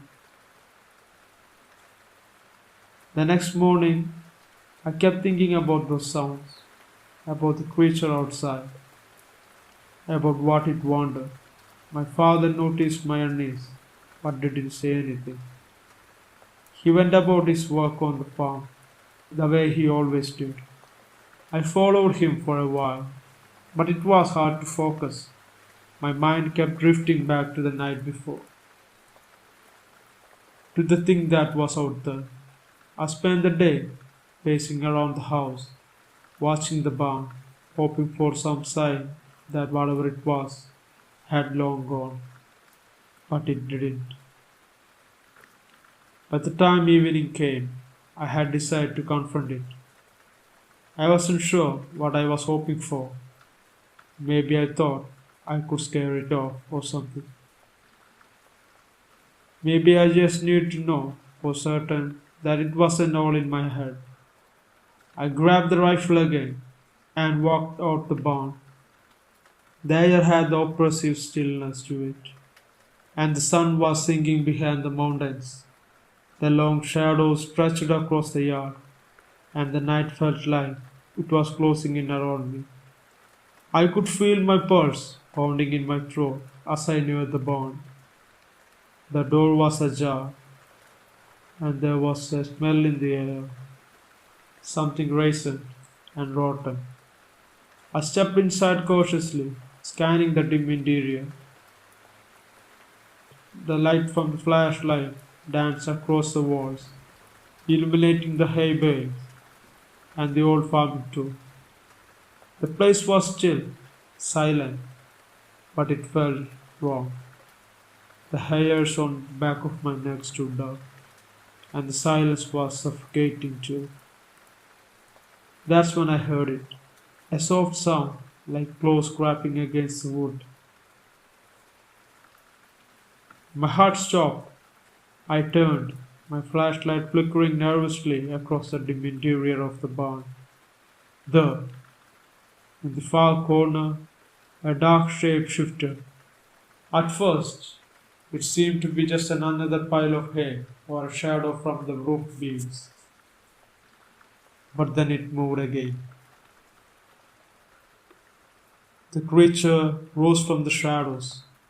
It wasn't quite a man, but it wasn't quite an animal either. Its movements were jerky, disjointed, like something trying to learn how to walk. Its limbs were unnaturally long, almost too thin for its body, and bent at strange angles. The skin that stretched over its form was pale and stretched tight, like leather over bones, almost sickly in its appearance. And its face, if you could even call that, was horrific mess of features, hollow eyes, void of darkness that seemed to absorb the light from my flashlight. Its mouth was stretched wide, unnaturally so, like it was grinning. But there was nothing remotely human about that grin, just a sharp, jagged teeth and the faintest hint of something dripping from its lip. I froze, unable to tear my gaze away from it. My breath caught in my throat. I thought about running. I thought about screaming, but I was rooted to the spot. The thing tilted its head, its eyes, those horrible empty eyes, locked on me. The sound of its breath was wet, labored rasp, like something gurgling with blood. And then it spoke. The voice that came from it wasn't human. It was guttural, distorted, like the sound of something trying to mimic language but failing terribly. You shouldn't have come here, it said, the words slithering out of its mouth in a low rasp. I couldn't speak, I couldn't move. All I could do was watch as it stepped closer, its body moving with a strange, horrifying grace, despite its grotesque form. I could smell it now, a pungent, sticky stench like rotting meat and decay. Before I could react, the creature lunged at me, fast as a whip. Its clawed hand reached for me. I instinctively raised the rifle, my hand shaking, but I wasn't fast enough.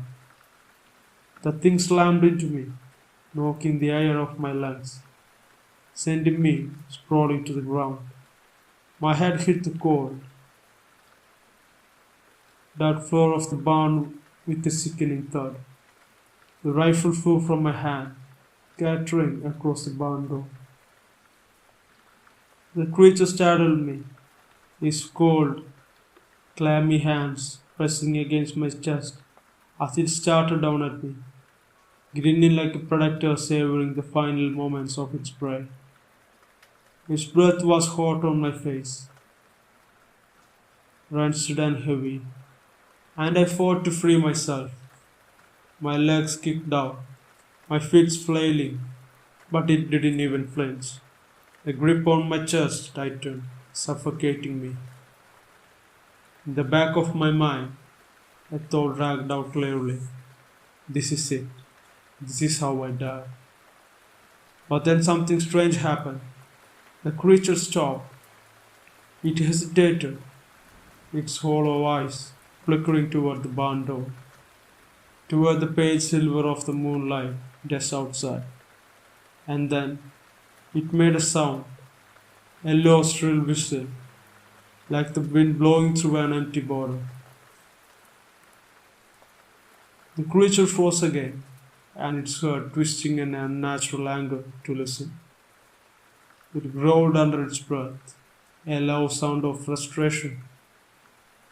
In a blink, it released its hold on me and backed away, its body surrendering as if caught in some internal conflict.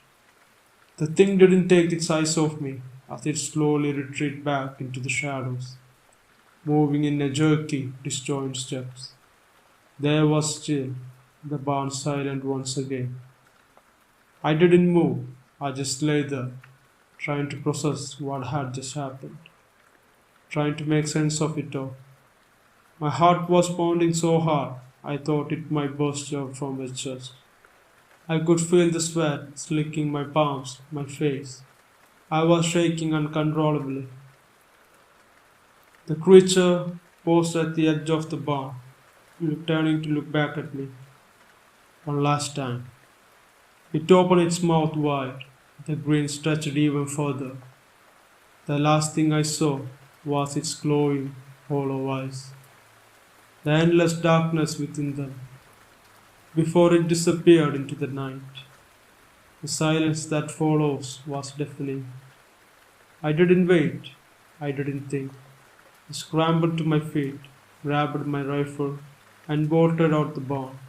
My legs were shaky, but I forced myself to run, to get as far away from the thing as possible. I ran toward the house, not caring about the noises or exhaustion in my limbs. My mind was set on one goal: escape from there. I made it inside, locking the door behind me. I didn't stop to breathe. I didn't stop to think. I pressed my back against the door, clenching the rifle in my hand, watching the window like a hawk, expecting the creature to come back at any moment. The hours dragged on, but nothing came. The house was quiet, like before, save for the sound of the rapid breathing.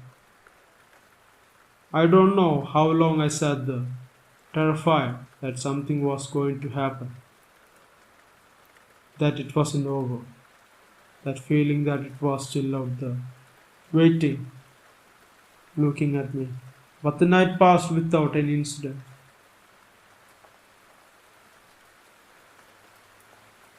I didn't sleep at all that night. I sat there, wide-eyed, until dawn finally broke over the horizon, bringing with it a fleet of sense of relief. The next morning, I told my father about everything. I didn't care if he believed me or not. The creature in that bar, it wasn't just some figment of my imagination.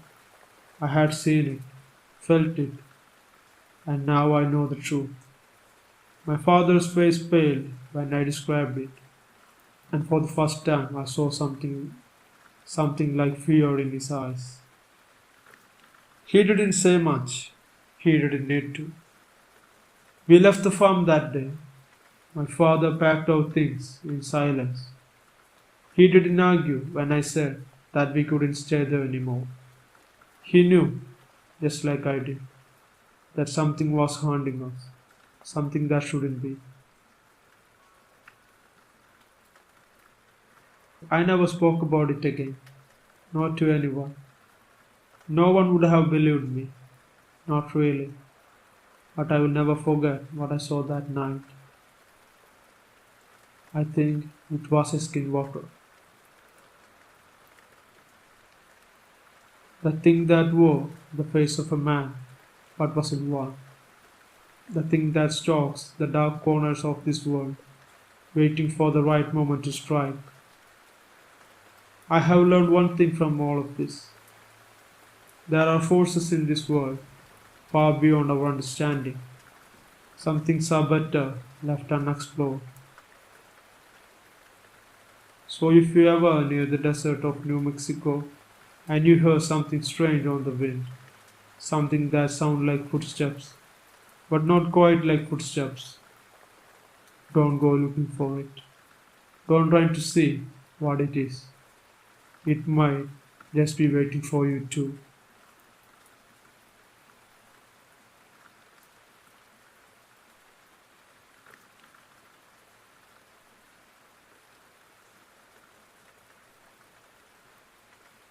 It all started with a trip that I thought would be a simple, relaxing getaway. I have always been the type to crave solitude every now and then. So, when I found a small cabin, isolated, tucked away deep in the forest of the northern Arizona, I jumped at the chance to book it. The cabin was the perfect retreat off the grid, surrounded by miles of thick woods and far enough from civilization to escape all the noises of the city. I figured it would be a great way to unplug and recharge. I have been planning this trip for weeks, just me and my dog Max, who usually a pretty calm and best friend and friendly lab mix. He loved the outdoors, so I knew he had enjoyed the hiking, and I had no reason to think anything out of the ordinary would happen.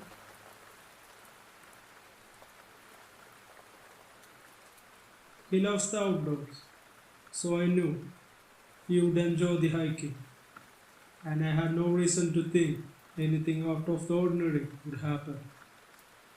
It was a Saturday when we arrived. The drive up was quiet, scenic, with the sun dipping low behind the trees, casting everything in a warm golden hue. I arrived at the cabin just as it was getting darker. The cabin itself was a quaint, rustic structure, wooden beams, a stone fireplace, a small kitchen, and a couple of windows that overlooked the surrounding forest. It was perfect, except for one thing. Except for one thing, the silence. I am no stranger to the quiet of the nature, but this felt different. It wasn't a peaceful quiet, it was unsettling, like the whole forest was holding its breath for something to happen. Max seemed to sense it too.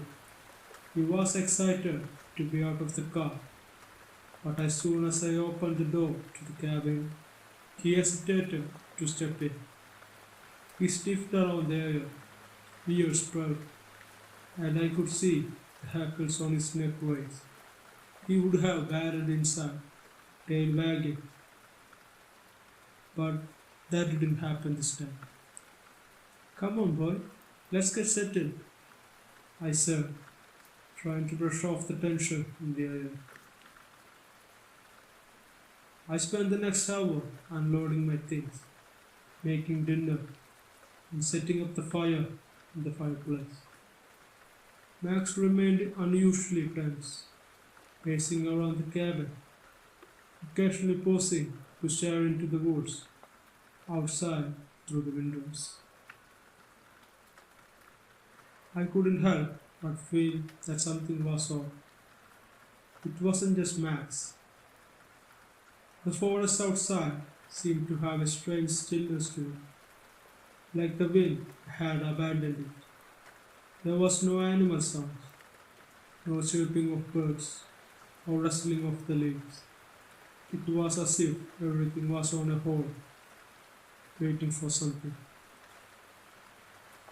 After dinner, I decided to take Max out for a walk around the cabin before settling in for the night.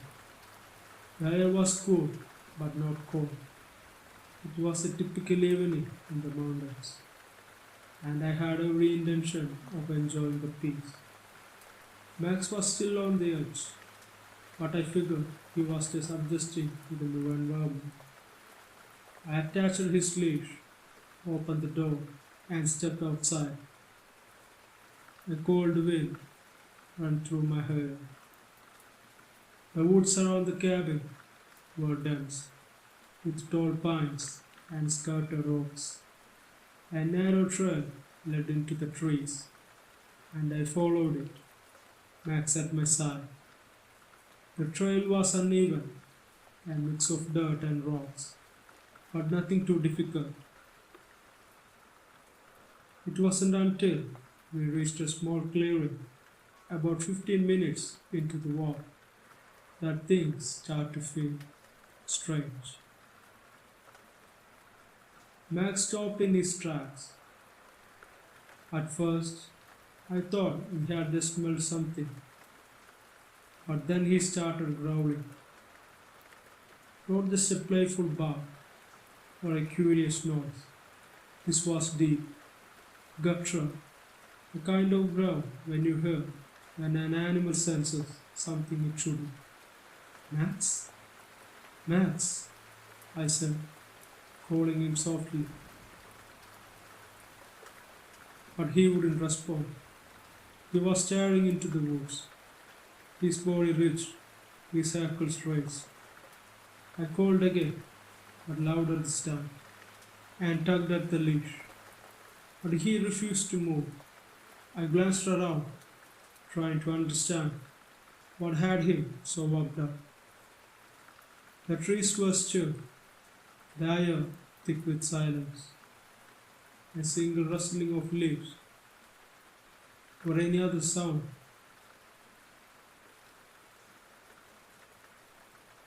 That's when I saw it. At first, it was just a shape in the distance. It was standing still, partially obscured by the trees. My first thought was that it was a person, but something was wrong.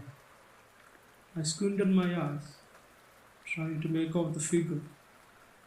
It was tall, far taller than any person I had ever seen, and it wasn't moving. It just stood there, facing me, perfectly still. And then I tried to call out, but my throat went dry, and no sound came out of it. Max was still growling, his eyes locked on the figure. Hey, I finally managed to shout. Are you lost? The figure didn't move, didn't respond to my calls, but something about it didn't feel right. Its stance was off. It was too still, too rigid, like it was trying to blend in with trees, but didn't quite know how to do that. My heart began to race. My instincts told me to turn and run back to the cabin, but I froze in place, unsure of what to do. I tugged harder on Max's leash, but he didn't budge. His growling had escalated to a low, steady, and a rumble voice, his body tense with fear. Then, as if on cue, the figure moved. It wasn't a smooth motion. It was trying to walk, but it was failing it. Too stiff and too unnatural. My breath caught in my throat as it took a step forward, its limbs making an audible snapping noise with each movement. And I saw his face. It wasn't human. It was a face, yes, but it was raw, almost deadly white and pale, with deep set eyes that looked like black holes. And its mouth was stretched, wide, and gaping grin that showed far too many teeth. Teeth that are looked far too sharp. I couldn't move. I couldn't scream. My mind was racing and telling me to run, to get out from there. But my legs felt like they were glued to the earth. And then it did something I will never forget. It tilted its head, almost like it was trying to understand me, or worse, trying to mimic a human gesture. And that grin, it grew wider, almost too wide to be natural. I felt a wave of nausea hit me, and I stumbled back a step, finally finding my voice. What the hell are you? I managed to crawl, though my voice was barely above a whisper. The thing didn't answer. Instead, it made a sound.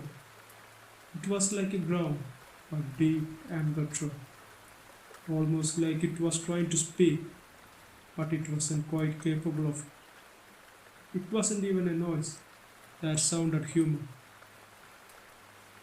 Max growl became a frantic bark, and in that moment, something snapped. I grabbed the leash and yanked him away, forcing him to turn and run with me. I didn't look back. I couldn't do that. I was too scared for myself and Max. I ran fast as I could, my heart pounding in my chest, ears ringing with the sound of Max's frantic barking. I didn't stop until we were safely back inside our cabin. Max was shaking, breathing heavily, and still whimpering. I checked the windows, locked them quickly. Whatever it was, still out there, and I could feel it. The rest of the night was a blur. I stayed by the fire, trying to convince myself that I had just seen some weird animal, or maybe a hallucination. But deep down, I knew what I had seen. It was no animal. It wasn't even human. I'm sure of that. It wasn't until later when I started hearing scratching noises on the wall and the windows that I realized the terror wasn't over. The thing was still out there, watching and waiting to me to get outside again. But I stayed awake all night, unable to sleep, too scared to leave the cabin.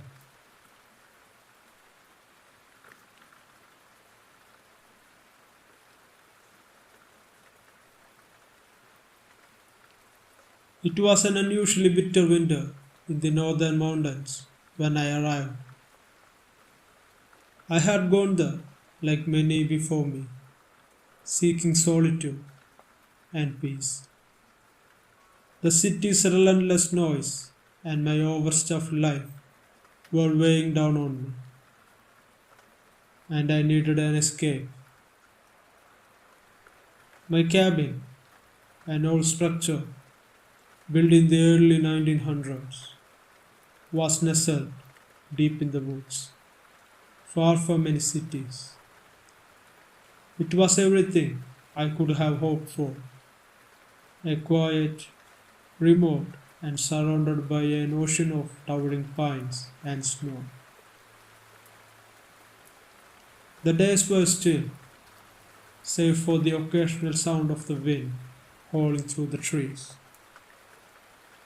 The nights were colder than I had ever known, with a stifling, bone-chilling chill that seemed to penetrate even the thickest layer of clothing I was wearing.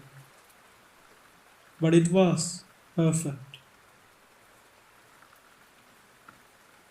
At first, I spent the days walking through the forest, taking in the quiet beauty of the snow covered landscape, feeling like I had all the time in the world to think and heal. The first night I spent in the cabin, and I slept soundly, lulled by the silence. But something was wrong on the second night. I woke up suddenly in the middle of the night to a sound of scratching at the door.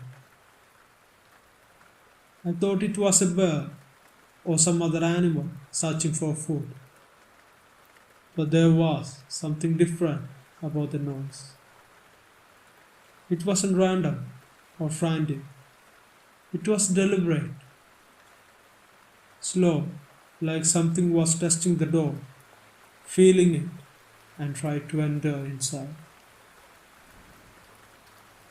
My heart thumped in my chest as I cautiously got out of my bed and moved toward the door. I grabbed a flashlight, my hand shaking. There, in the cold dim light, I peered through the crack in the door. Outside, nothing moved. I could see only the moonlight reflecting off the snow. No animals, no wind, not even a whisper of any sound. The scratching had stopped, but I could feel something in the air, a strange, oppressive stillness that made the hair on my back of the neck stand up. I laughed to myself, trying to calm my nerve. Just the wind, I muttered, though even I didn't believe myself. I spent the rest of the night with one ear open, listening for anything unusual, but for my surprise, nothing came. I eventually fell asleep again, but the unsettling feeling still lingered. The next morning, the sun was hidden behind the thick clouds, casting the world in shades of grey. There was bitter cold as I stepped outside, hoping the fresh air would clear my head. It didn't take long before I saw the first sign: footprints. The prints were large, too large to be from any human I had ever known. The stride was unnaturally long, and the prints themselves sank deep into the snow, as though they could carry an immense weight. But there was something more disturbing. They weren't entirely human. There was something wrong with them, something that made my stomach ache. I followed the footprints, unsure of what I expected to find. The tracks led deeper into the woods, toward the dense forest behind the cabin. The trees here were older, their trunks twisted and gangled. The farther I went, the air grew colder, and the wind became a faint whisper through the trees, almost like voices murmuring less out of the reach. The deeper I ventured, the more I noticed. The trees seemed different here. They weren't bent in strange shapes, almost as if they were reacting to something hidden within the shadows. I couldn't shake the feeling that I was being watched, but whenever I turned around, nothing was there. It was a feeling I couldn't explain, but it was weighing down on me. But still, I pushed forward. After what felt like hours, I saw it. A figure standing in the distance between two massive trees. At first, I thought it was a trick of the light or the movement of the trees in the wind. But as I took a step closer, the figure did not move. It was tall, far too tall for any human. Its limbs were long, too long, and its skin was pale, stretched tight over his skeletal form. Its face, though, was what truly terrified me. It had no visible eyes, only deep, dark pits where there should have been. And its mouth was impossibly wide, filled with teeth that looked far too sharp and far too many. And I looked on its head. It has antlers like deer's, but it was bigger. I froze, my heart pounding in my chest, my mind refusing to believe what I was seeing. The creature made no movement, no sound at all. It simply stood there, staring at me, or at least I thought it was staring. The absence of eyes only made its gaze more oppressive, like it was looking into my very soul. I couldn't move. I wanted to run, to scream, to do anything, but my body betrayed me. I couldn't do a single thing except standing there and watch the creature staring back at me. Then, as if it had grown tired of simply observing, it moved, unnaturally fast, gliding toward the trees without making a sound. And then, just like that, it was gone. I stayed frozen for what felt like an eternity. My mind couldn't process what I had just witnessed, and my body was stiff with fear. When I finally managed to turn around and run, my legs barely carried me. It was as if the creature's gaze had rooted me to the spot, preventing me from escaping, from leaving that place all at once. I sprinted back to the cabin, my breath coming in sharp gasps. But when I reached it, I didn't feel any safe. The forest outside seemed to be closing in on me. The trees taller, the shadows darker. I hurried inside, locking the door behind me, and sat in the corner. The night was worse. It started with the scratching again. This time, it was louder, more frantic, and then I heard the breathing, a low and rasping, like something struggling to get air. It came from just outside the cabin. I tried to ignore it at first, but then the sound grew, louder and louder. It circled the cabin, moving with a slow, methodical pace. My heart raced, and I felt a cold sweat break out across my skin. I knew I wasn't alone in there. I wasn't alone in my cabin. and I wasn't alone in the woods. The night passed, and the following days were a blur of terror. Every time I ventured outside, I found more signs, more footprints, more broken branches, more sign of something watching me. I no longer venture far from the cabin, too afraid to stay too far into the woods. The creature, whatever it was, seemed to be always present, always just out of the sight, but I could feel it following me, breathing down my neck.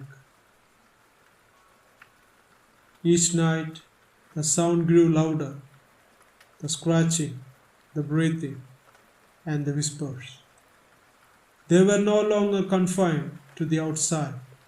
Sometimes I could hear them inside the walls of the cabin, as if the creature had found a way, as if the creature had found its way inside. The Wendigo. I had heard stories before, stories told around like campfire by the old man who spoke in hushed tones, tales of a creature that hunted the lost, a spirit of hunger, of insatiable greed. But I never thought they were real. I never thought the creature of the legend would come for me. But it had. It was real and it was haunting me. One night, I woke to a sound unlike any other heard before. It was a low growl, almost unimaginable, but it came from just outside the window. I knew, without a doubt, it was the creature again. My heart hammered in my chest, my throat dry. The growl became louder, more insistent, and then the scratching began again. But this time, it wasn't just at the door. It was at the window, at the roof, at the walls. The creature was everywhere this time. I couldn't sleep. I couldn't eat. The terror of it, of the thing outside, was enough to drive me mad. I tried to live, but every time I stepped outside, the world seemed darker, more oppressive. I could feel it getting closer. The hunger, the need, the darkness of it. I was losing track of the time, losing track of myself. I no longer knew what day it was or how long I had been there. Then one night, I decided I will escape from here. I will escape from the cabin. I stood up, staring into the door, staring into my windows. I can see the moonlight shimmering through the streets. I just opened the door and just ran, closing my eyes. I never run like this before. I didn't stop. While running, I can hear the voice. I can hear footsteps behind me. But I didn't stop for nothing. I just kept running, leaving my things behind in the cabin. I don't know how far or how long I ran. Those days and those nights, they were never going to stop haunting me. I just escaped by an inch.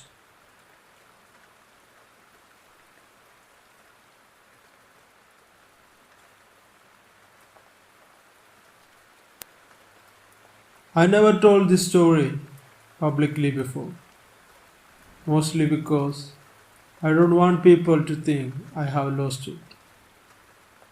But it's been eating at me for years now, and I need to get it off my chest.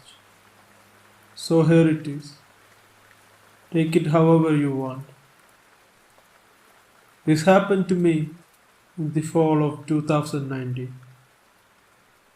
I was 27 at the time, living in northern Michigan, working as a surveyor for a land development firm. My job took me out into the woods a lot, deep into areas where there were no trails, no people, no cell service, and I loved it for the most part. Always liked being alone in the woods, even as a kid. That October, my boss sent me to a site near Greeley. It was a large tract of forested land some private company had bought to build a vacation cabins. I was supposed to mark the boundaries and take soil samples. Nothing unusual. I got there mid-morning, parked my truck on a gravel logging road, and started hiking with my gear. I had a GPS unit, a machete, a spray paint, and my pack with food, water, and radio, and my sidearm, a .357 revolver. I always carried in remote areas, mostly for the bears. The forest was quiet. I remember thinking how beautiful it was. Gold and orange leaves, soft moist underfoot, that cold snap in the air that tell you winter is coming. I was maybe 2 miles in when I started getting this weird feeling. Hard to describe, like I was being watched, but more than that, like the woods were holding their breath. I brushed it off as paranoia. Happens sometimes when you are out alone. So I kept working, marked a few points, took some notes. Around noon, I sat on a log to eat lunch. That's when I noticed something odd. The forest had gone dead quiet. No birds, no wind, not even squirrels, just nothing.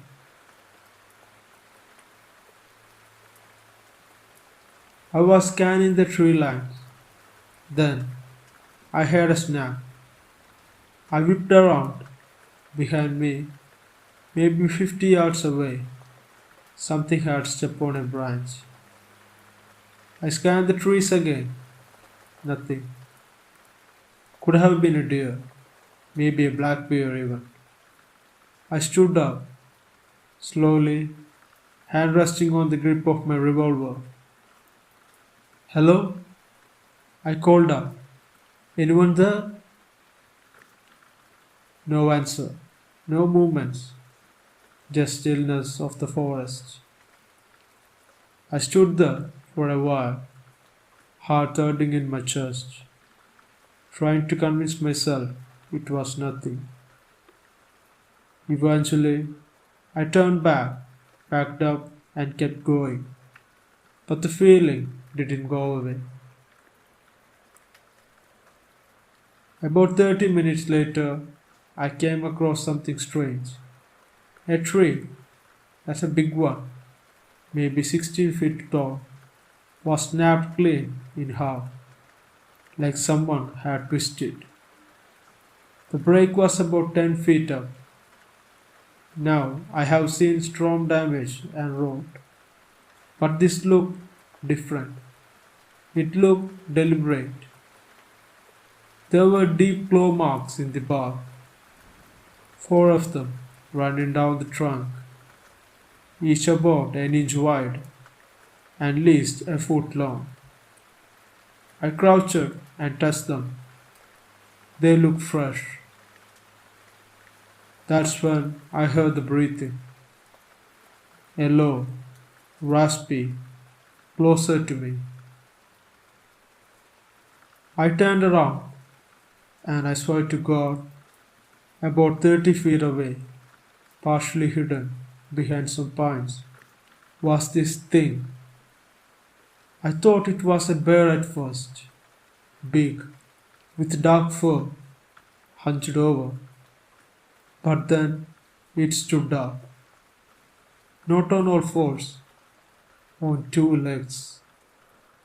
It was tall, had to be at least 7 feet, maybe even more, muscular, with broad shoulders and long arms that ended in claws. Its head was wolf-like, long snout, pointed ears, yellow eyes that looked straight through me. And those eyes, they weren't animal eyes. They had awareness in them, intelligence, hate. I didn't move. I couldn't. I was frozen in place. My brain just shut down. The thing tilted its head, sniffed the air, and let out this deep, guttural growl that I felt in my bones. That snapped me out of it. I drew my gun, aimed, and fired few shots. The shots echoed through the woods. That thing didn't even flinch. It just ducked behind those trees and vanished. I stood there, shaking, the gun still raised, waiting for it to come back. It didn't. But I didn't wait around either. I grabbed my gear and ran. I don't even remember half the run back to the truck. I just knew I didn't stop until I locked myself inside and peeled out the tire spinning in the gravel. I didn't sleep that night.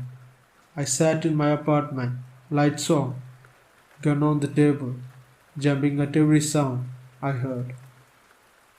I kept telling myself I must have hallucinated or something.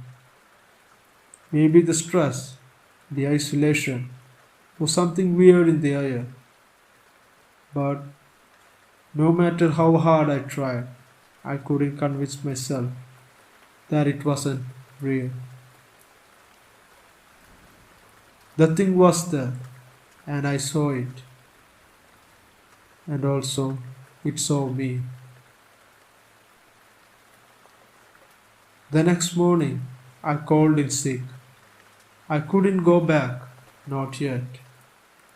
But I knew I had to go eventually. My job depended on it, and my gear was still out there.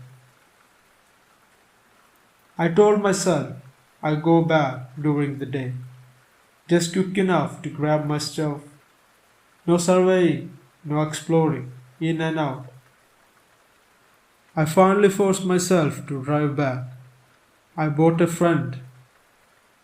I didn't tell him everything, just that I had a close call with some wildlife, needed help retrieving my equipment.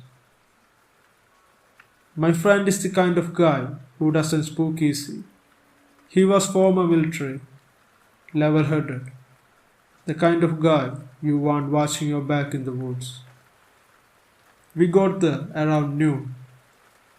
Sun was high, sky was clear, and the birds was chirping. None of that dead silence I had heard before. For a moment, I actually felt stupid. Maybe it was just a beer. Maybe I had overreacted back then. We hiked cautiously, weapons ready, but nothing felt out of place. My gear was still where I left it, scattered around the log where I had eaten lunch. Nothing disturbed, no tracks, no blood, no claw-marked trees, nothing. I almost started laughing. Maybe I had imagined the whole damn thing. We were packing up when my friend pointed something out. About 15 feet from my gear, just barely noticeable in the fallen trees, was a print. A footprint, but not a human one. It was long, wide, with 5 toes like marks, but way too big for any person. Maybe 16 inches long and deep. Whatever made it had some weight to it. My friend crouched and inspected it. That ain't a bear, he said, or a wolf. Hell, it almost looked like a person's foot, but something wrong. He looked up to me. This what you saw? I nodded. He didn't laugh. He didn't call me crazy either. He just stood up and said, "Let's get the hell out of here." And we did. We didn't talk much on the way back. Once we reached the truck, my friend lit a cigarette, hand shaking a bit. That told me everything I need to know. If it had rattled him, it wasn't just in my imagination.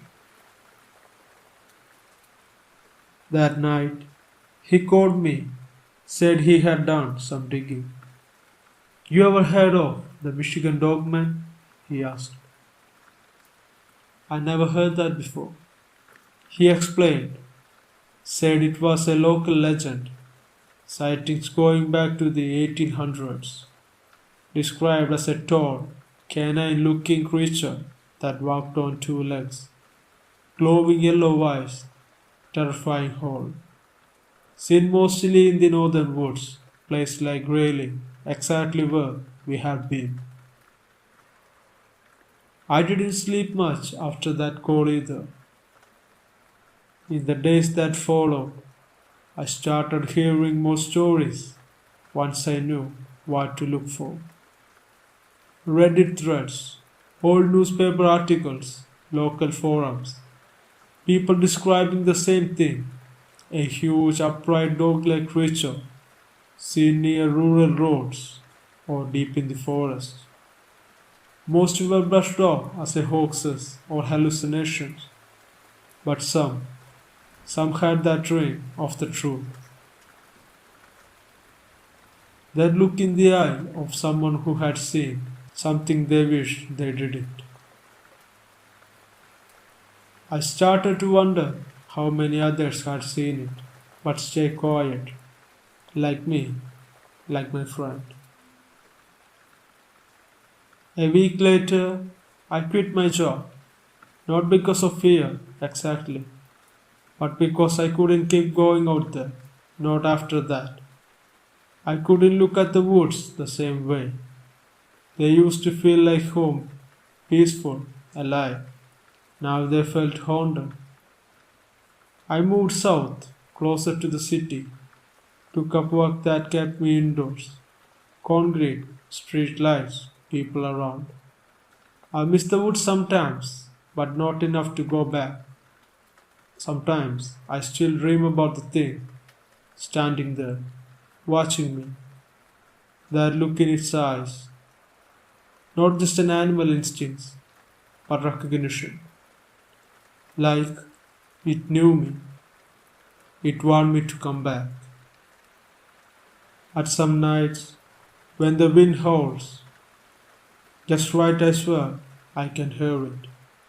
Far off, but close enough to know it's still out there, waiting for me. Far off, but close enough to know it's still out there, waiting for me.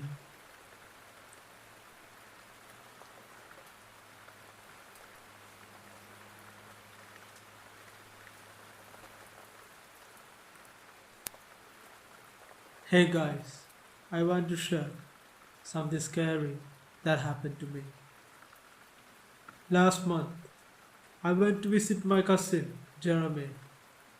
He lives out on the Navajo reservation in New Mexico. I haven't seen him in years, and I figured it would be a good time to see him and escape from the city for a weekend. You know, clear my head and to reconnect with the family. He lives in a tiny one-story house way out in the middle of nowhere. The nearest neighbor is like a half a mile away. No cell signal, no street lights, just a plain land and a big sky, desert brush. It was just peaceful. But there is a eerie feel to it. I can't lie about that. The first night was cool. We sat around a fire in his backyard, just talking, drinking a few beers, laughing about things. But after a while, Jeremy got real quiet, like something was bothering him. He walked out into the darkness for a long time before saying, "You ever heard of a skinwalker?" I shook my head. "No, what's that?" He looked over at me. "Seriously? A skinwalker?" That got my attention. Now I had heard the word before, mostly from creepy internet stories or late night Reddit threads. I thought it was just urban legend stuff, but Jeremy wasn't joking when he asked me. He started telling me a story about it. Not the made up kind either. Real stuff. That's happened to people he knows. The people who lives here. He started the story. People hearing voices outside their windows at night. Animals walking like humans. People getting sick or disappearing after strange sightings. He looked me dead in the eye and said, "Don't whistle at night. And don't go outside alone either.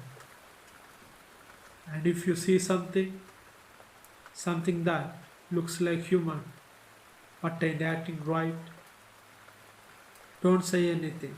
Just get inside, close the window, and never mind it." I laughed it off.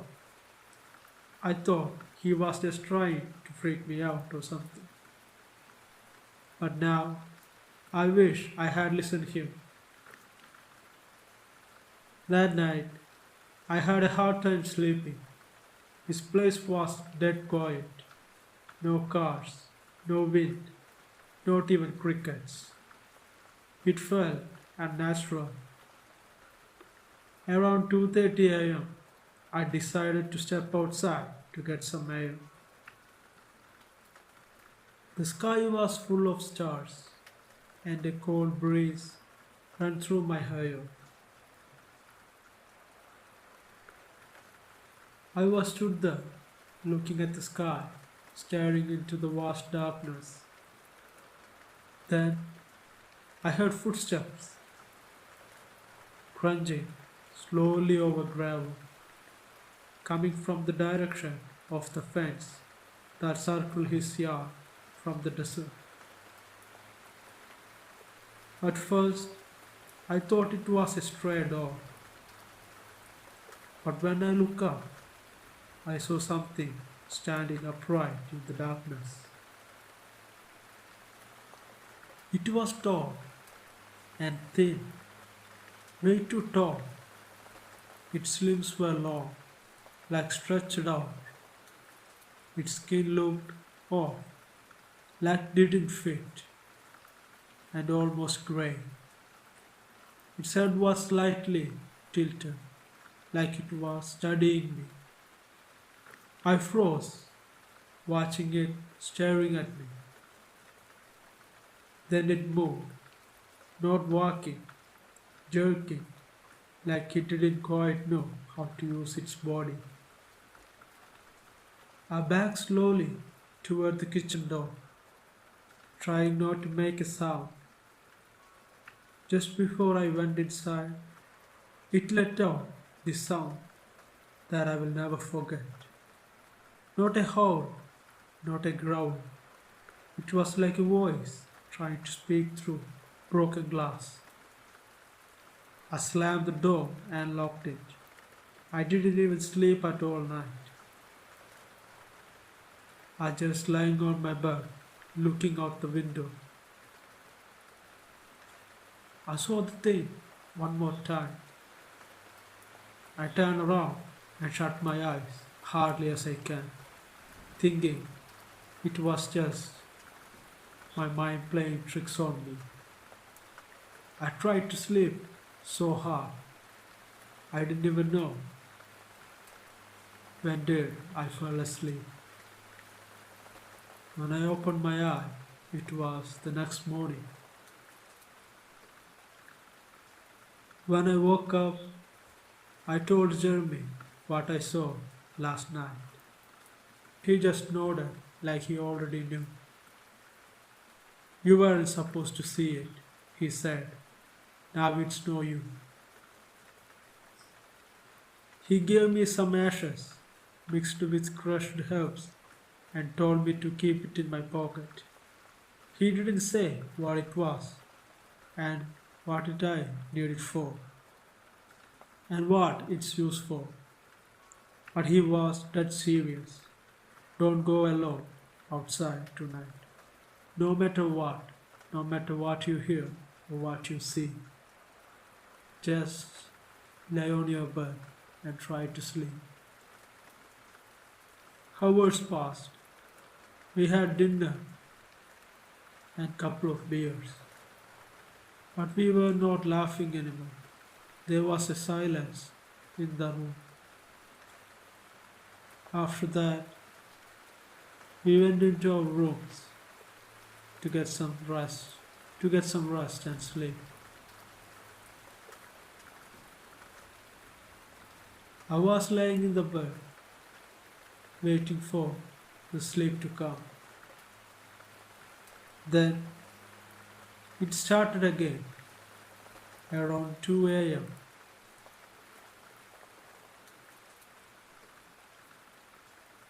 I was wide awake when I heard something brush against the window. I looked at the window, staring at it for some minutes. Then a knock. 3 slowly heavy knocks on the glass, like it wanted me to come and see what it was. I stayed still. I didn't move. I didn't even breathe.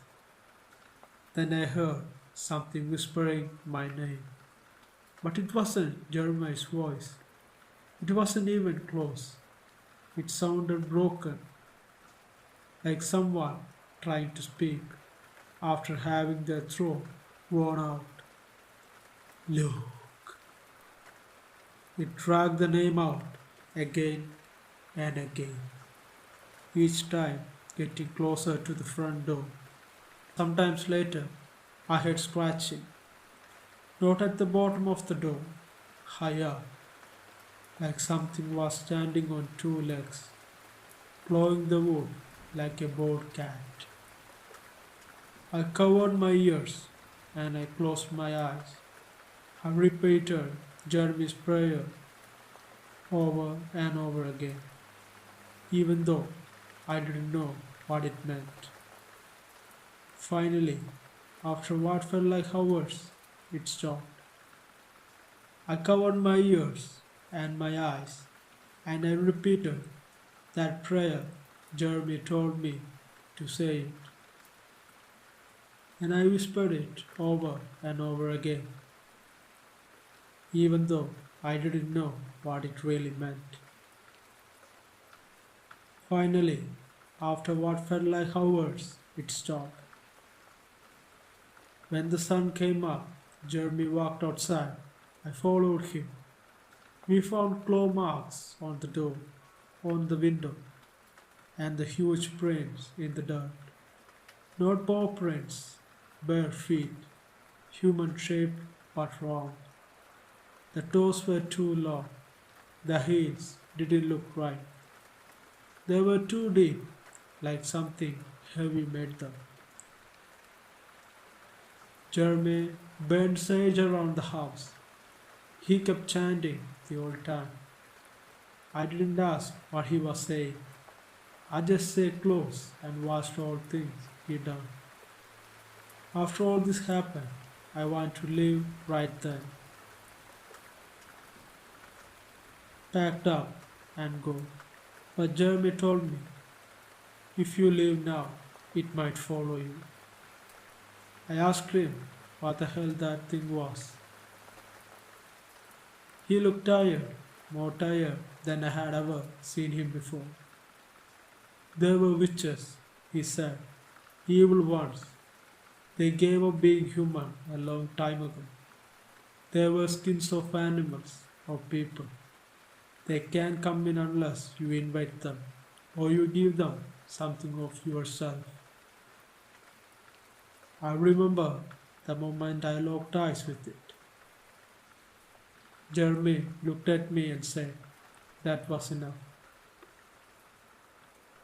The rest of the day I stayed inside.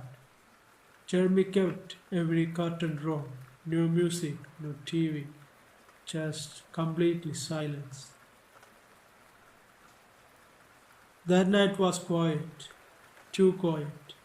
No knocks, no whispers, until just before the sunrise. I woke up to the sound of something brushing against the wall outside. Not walking, circling. Then it stopped by my window. I heard a knock, but just one this time. Then a voice, calm, soft, almost human. Then it whispered, come home. I stared in the bed, frozen. My eyes were wide open until the sky turned grey. I left the next evening. When I was ready to leave, Jeremy gave me a pouch of ash and herbs to keep with me. He told me to not stop until I got home. Not even for gas. Just drive straight and don't look back, no matter what I see. The drive was uneventful until I almost out of New Mexico. It was beginning to get dark. That's when I saw it again. Standing on the side of the highway in the distance, still as a stone, watching my car pass. I glanced a look and I pushed down the accelerator hard as I can and speed away from there. When I finally got back to my apartment, I felt some relief for a while. But then, one night, things started happening again. I heard her soft tapping on my windows, even though I live on the third floor. Sometimes I heard her my name being called in the hallway, even when no one else was home at the time.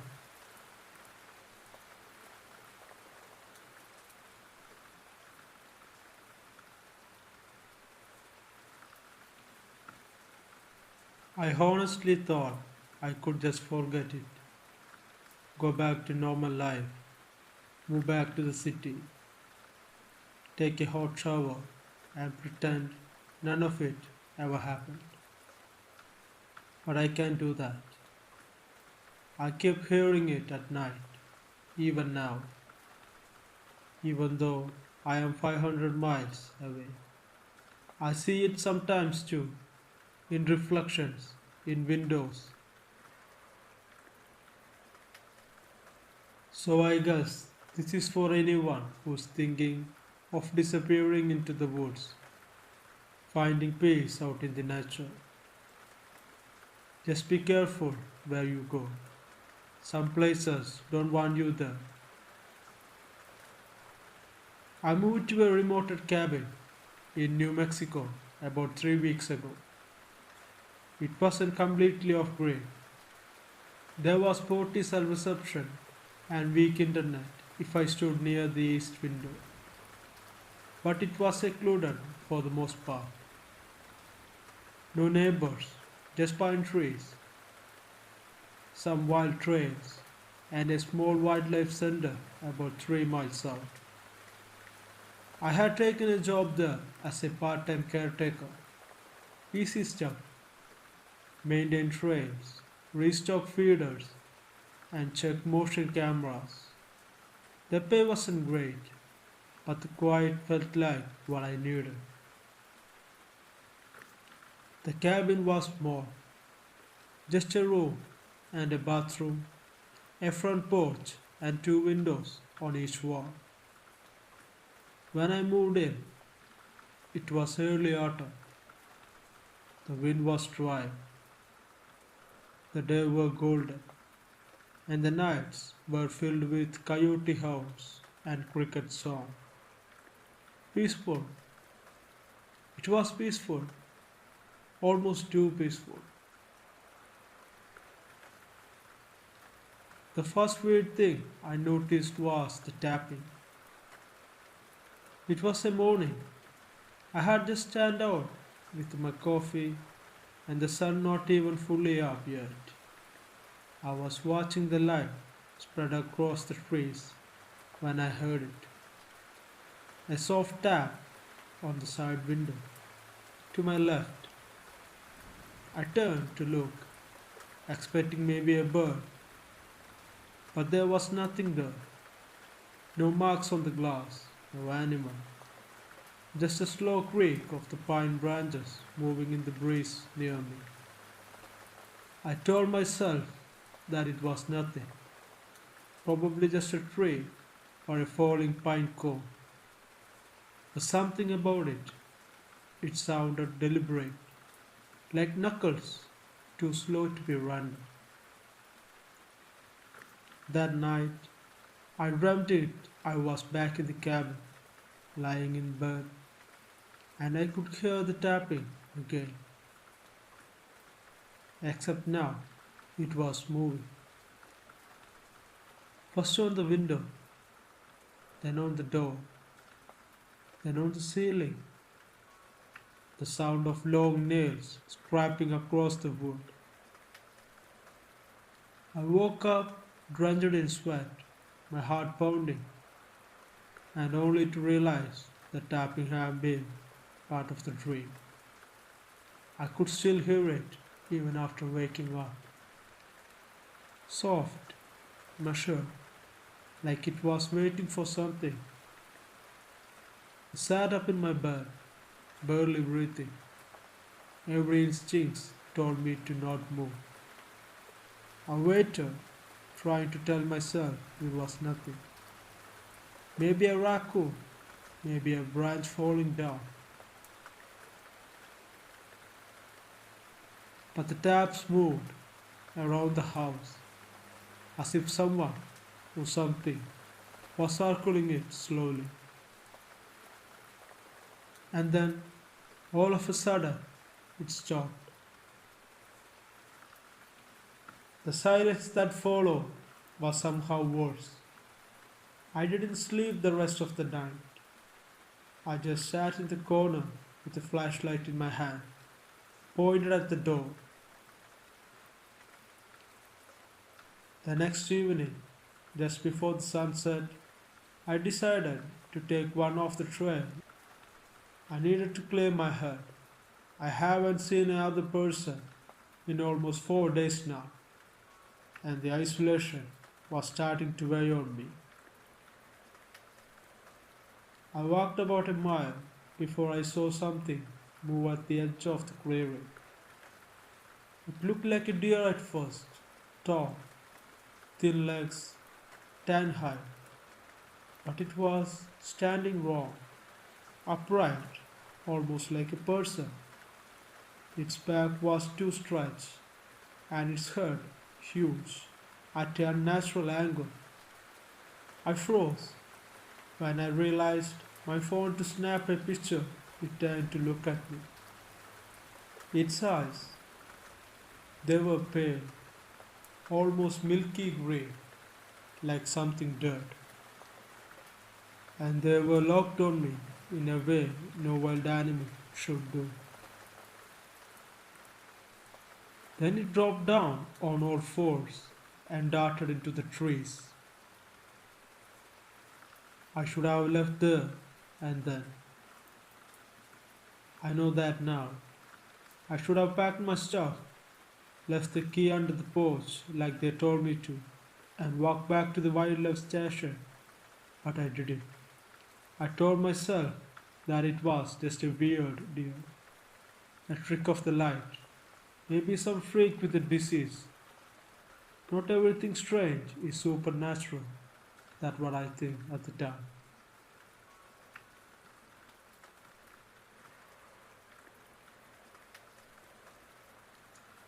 Later that night, I went into the bathroom and caught a glimpse of something in the window above the sink.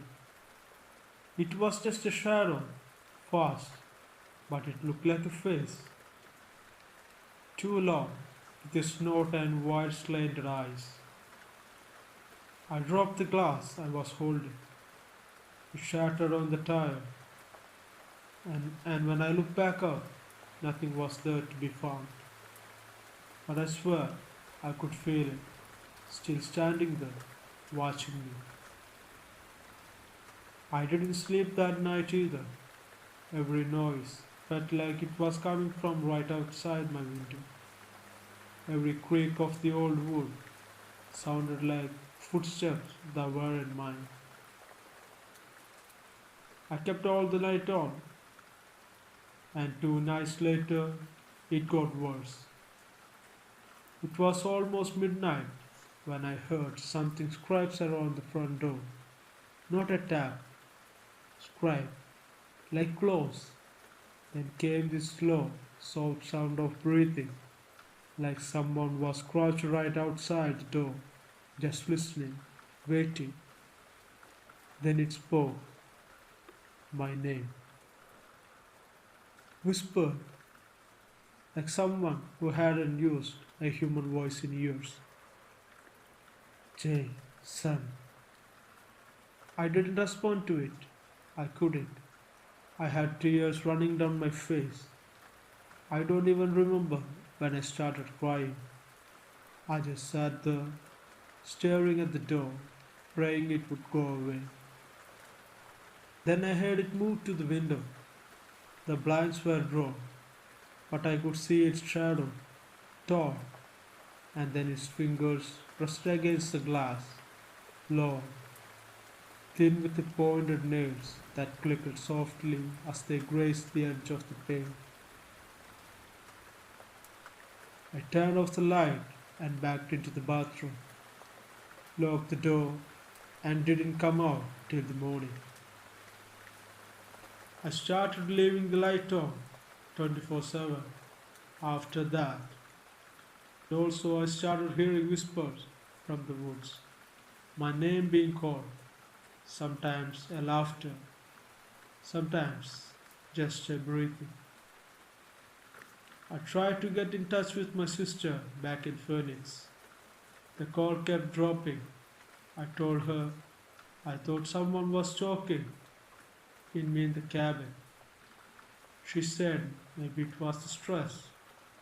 Maybe I needed some sleep. I laughed, told her I hadn't slept in 5 days, and that part wasn't a joke. Last night was the last straw.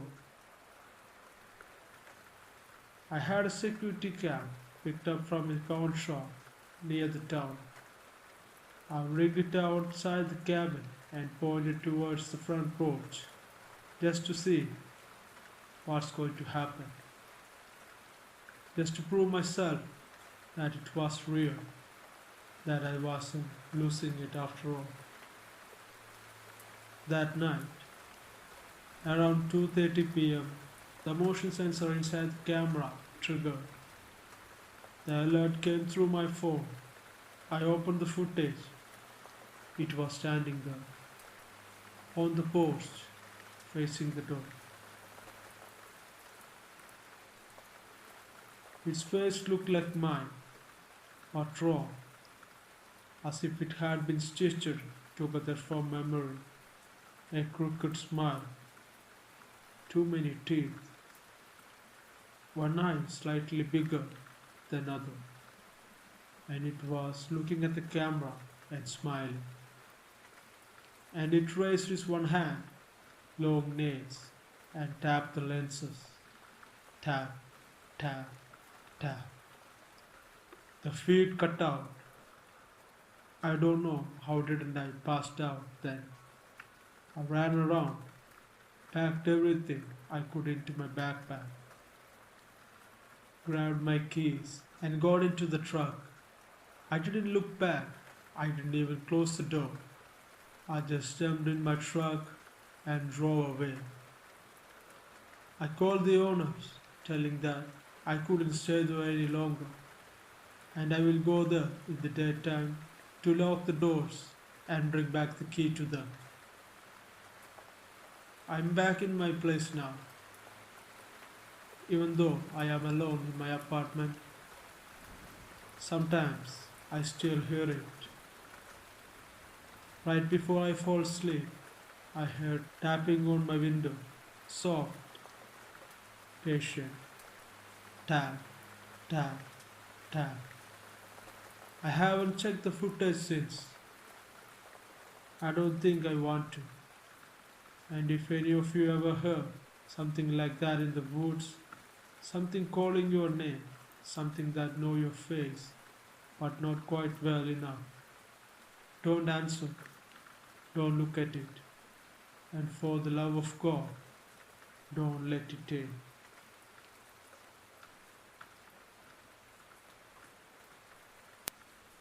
I have been a trucker for a long time. I don't really scare easily. I have slept in the rest stops where the tweakers were walking around outside my rig. I have driven through tornado warnings with the sky looking like the end of the world. And I have had near misses with the deer and drunks plenty of times in my trucker life.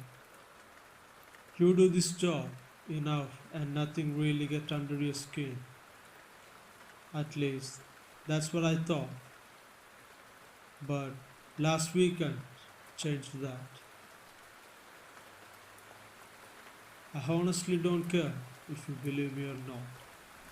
But I need to get this off my chest. I can stop replying it in my head every time I shut my eyes.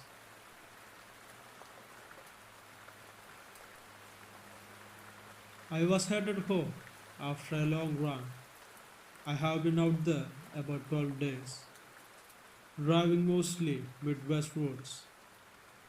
I was dead tired, but when I hit my last delivery drop, I figured I had pushed straight through instead of grabbing a motor. Home was about 5 hours away. It was around 10:30 at night. Light rain coming down and no traffic. Just me and the two-lane road winding through the dark woods. If you ever driven the part of Wisconsin or Minnesota, you know what I'm talking about. Miles and miles of thick forest on both sides. No towns, no lights, and nothing else. Just darkness pressing in. Trees hanging over the road like they were about to swallow you. It gets inside your head. After a while, you start feeling like you are the last person left in the world. I had my window cracked, radio on low voice, just zoning out, thinking about seeing my wife and kids, about a hot shower and a bed that doesn't shake with every gust of wind. Sometimes later, I saw something up ahead. At first, I thought it was a deer on the shoulder, which is normal out here. But you're always watching for those damn things. But I got closer, My brain couldn't quite make sense of it. The thing was standing too tall, and it wasn't moving like a deer at all. It was bent, like its back was arched in this horrible way. Long arms hanging down towards the ditch. It looked almost human, but not quite right. Too thin and too long. I slowed down a little, leaning forward to get a better look through the rain-splattered windscreen. My headlights hit it fully, and I swear to God, I swear on my kids, it was staring right at me. Its face, I don't know how to describe it without sounding crazy. It looked stretched, like the skin didn't fit the skull right. The eyes were sunken deep, glowing a little in the beams. The mouth was wrong too, wide, too many teeth showing, and its skin, it looked like old leather stretched over bones. I had this instant, primal feeling in my gut, like every nerve in me screamed, "Don't stop, don't look, just go." I pressed harder on the gas. The truck roared, and the thing jerked like it was about to leap into the road. My heart almost stopped. I was ready for it to smash into the grill, but instead, it darted back into the trees with this speed that didn't look natural, like it folded into the dark.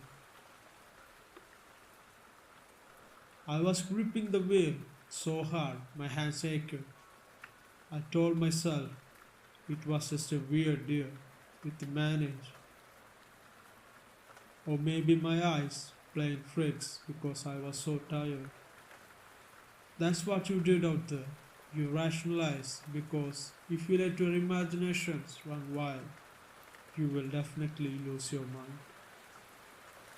I tried to push it out of my head, cranked up the radio, sipped some old coffee, told myself I'll be home in 4 hours. But that feeling didn't leave. The woods felt different after that. Every shadow seemed deeper, every mile seemed longer and heavier. About 20 minutes later, I saw it again. But this time, it wasn't on the shoulder, it was in the damn road, standing dead in the center, like it was waiting for me. I slammed the brakes so hard, the trail behind me lurched. The ABS kicked in, tires screeching on the wet pavement.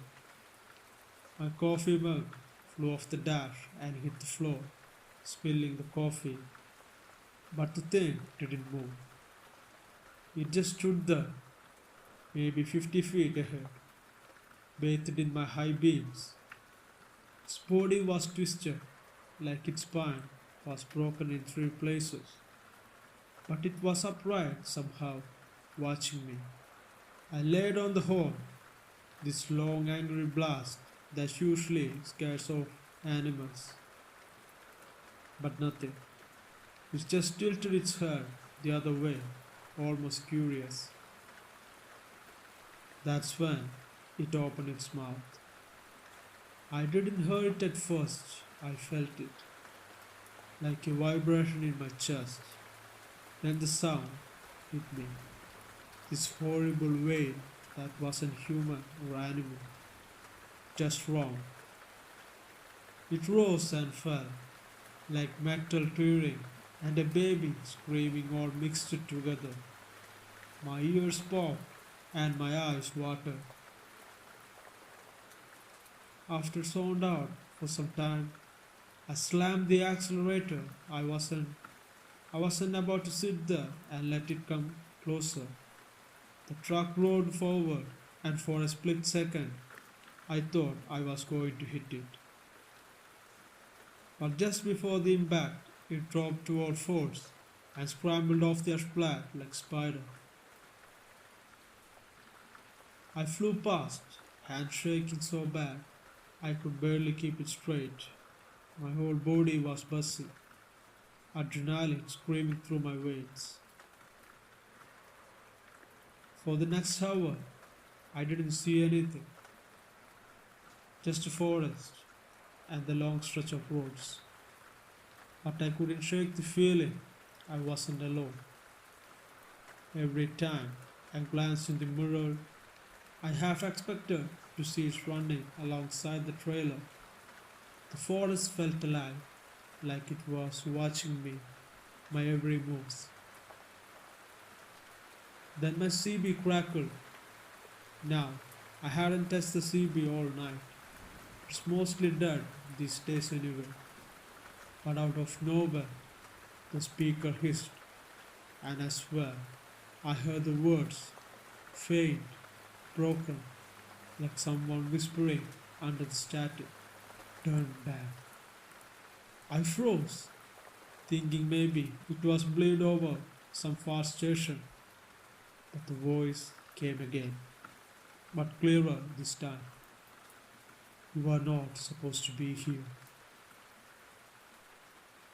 I damn near ripped off the plug of the unit. The cab went silent after that, except for the hum of the engine. Another half hour, and I saw lights up ahead. A relief washed over me. Finally, a small town, maybe a gas station where I could stop and take a breath. But as I got closer, I realized it wasn't a town at all, just a single building, dark except for the flickering security light over the lawn. It looked like an abandoned service station. I thought about stopping there, just to splash water on my face, but my gut screamed, do not stop there. The same primal warning as before. I kept going without stopping on the station. And as I passed, I looked in the lot, and it was there. It was waiting for me in the darkness. Standing under the flickering light, arms hanging, head tilted, watching me roll by like it had been waiting for me to come there. I didn't even remember the next 40 miles. My brain went into autopilot, just driving, hands locked on the wheel, eyes straight ahead. I couldn't even pray. I just kept whispering, please, please, please, over and over like a child. By the time I hit the outskirts, the sky was turning grey with dawn. I finally started to breathe again when the trees gave way to open fields and houses. Finally, civilization. I pulled into a truck stop, parked crooked across two spaces, and just sat there, shaking, resting my head on the steering wheel. I couldn't get out, couldn't move. Some other driver banged on my door, told me to straighten up, and as I stared at him until he walked away. I don't know how long I sat there, but eventually I made it home. I hugged my wife so hard she thought I lost my mind. She kept asking, and I just said, bad road and long night. I didn't tell her what I really saw. I still haven't. She would never believe me. Hell, I barely even believe myself to begin with. But I know what I saw. I know what I felt, and I know I wasn't supposed to come out of the wood alive that night. If you ever find yourself driving in those northern highways at night and you see something on the shoulder that looked like almost human, then don't stop. Don't look, just keep driving. Keep your eye on the road because it's out there waiting for you. Keep your eye on the road because it's out there waiting for you.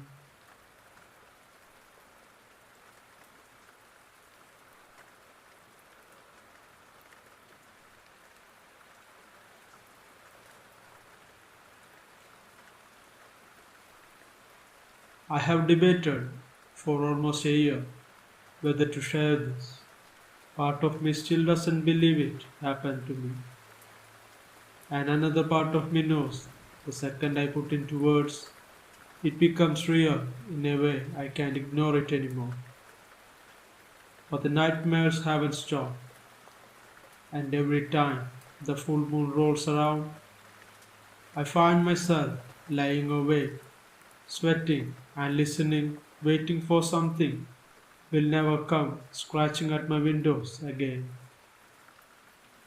So I am going to write it all as best as I can. Just know that what I saw in Black Hollow wasn't a story and it wasn't some trick of my imagination. It was real. God help me. It was real. I am a wildlife photographer. I have spent the better part of 15 years chasing animals across the country and sometimes outside it, hoping to capture the moments that most people will never see with their own eyes. I have been charged by a moose. I have been stood 15 feet from a wild grizzly bear. I have watched wolf pack take down a deer in the snow. I am not new to the danger. I am not too prone to exaggerate the things I have witnessed. If anything, I am too skeptical for my own good. But this experience, it was different. It all started when a friend of mine, another photographer who liked to chase folklore and legends, mentioned this tiny town in Appalachian foothills called Black Hollow. He told me that for decades, locals there whispered about something crawling in the woods under the full moon. Cows scattered in pastures, sheep torn apart, even guard dogs going missing. Some people called it coyotes, others said feral dogs. The more superstitious spoke of curses and monsters. My friend laughed it off, but the way he told the story made me curious about it. I started looking online, but there wasn't much. The scattered mentions on old message boards, a couple of blurry photos of dead animals, a lot of locals warning outsiders to mind their own business when you were there. That only made me want to go there. It was in early October when I packed my car. It was in early October when I packed my stuff and readied my car and made the trip. The farther I drove into the mountains, the narrower the road got, until the trees were so close on both sides that it felt like driving through a tunnel. By the time I was within a few miles of the town, my GPS lost its signal completely. No cell service either, just me and the road and miles of dense forest that swallowed the sunlight. I didn't pass another car for almost an hour while traveling through there. When the town finally appeared, it was almost daring. A handful of houses sagging with age, a boarded up gas station, a diner with flickering neon sign, the kind of place time forgot. And right at the edge where the forest threatened to reclaim it, a old hotel. Two stories, wooden siding, weathered grey. A sign that looked like it had been painted since the 60s. Inside, the air smelled like dust. The lobby had a desk, a couch sagging in the middle, and wallpaper peeling at the corners. Behind the counter sat a man in his 60s, gowned, with sharp features and tired eyes. His name, I later learned, was Miss Craig. I told him I'd be staying for a couple of nights, working on a photography project in the woods. He handed me a key without much ceremony, but before I could walk away, he looked me dead in the eye and said, "Don't go into the woods during a full moon, not if you value your skin." The way he said it, quiet, flat, no hint of humor, that unnerved me. I tried to play it off, asked if it was because the hunters or something dangerous in the area. He just shook his head. "Something's out there, ain't meant to be seen." Then he looked past me as if the conversation was over. That night, I walked into the town, hoping to find someone willing to talk about it. The diner was the only place open.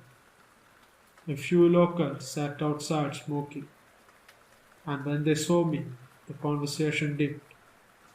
I asked casually about the wildlife, if there were any wolves in the area. The oldest of the group, a man with wiry beard and hand like knocked wood, muttered, "No wolves here, not for a long time." After that, I came back to my room and I went to bed. That night with my curiosity burning hotter than ever before.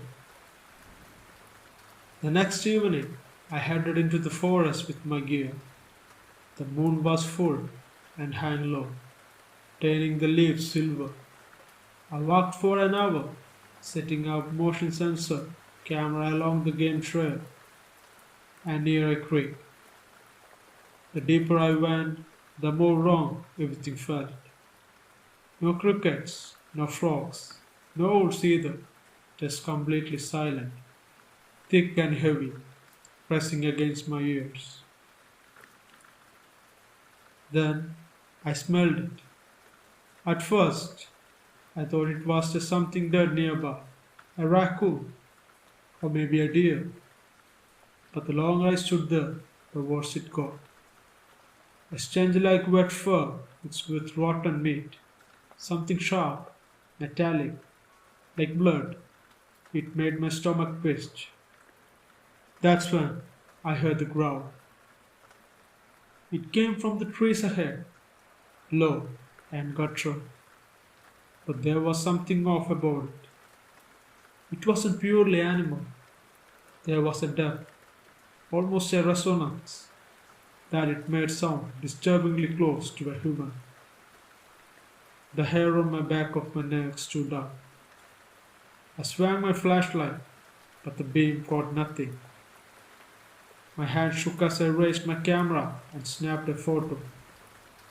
The flash lit up the forest for a split second, and in that instant, I saw two eyes. Amber, glowing fixed on me from between the tree lines. And below them, the outline of something massive, broad shoulders covered in shaggy fur, limbs that too long, and a snout just forward with blinding teeth, upright and watching my every move. The flash died, plugging me back into the darkness. My head slammed against my ribs. My brain screamed at me to run. But I was froze, staring into the black gap where the eyes had been. The smell grew stronger, and I heard branches creak under the weight, and it was moving closer. That broke me.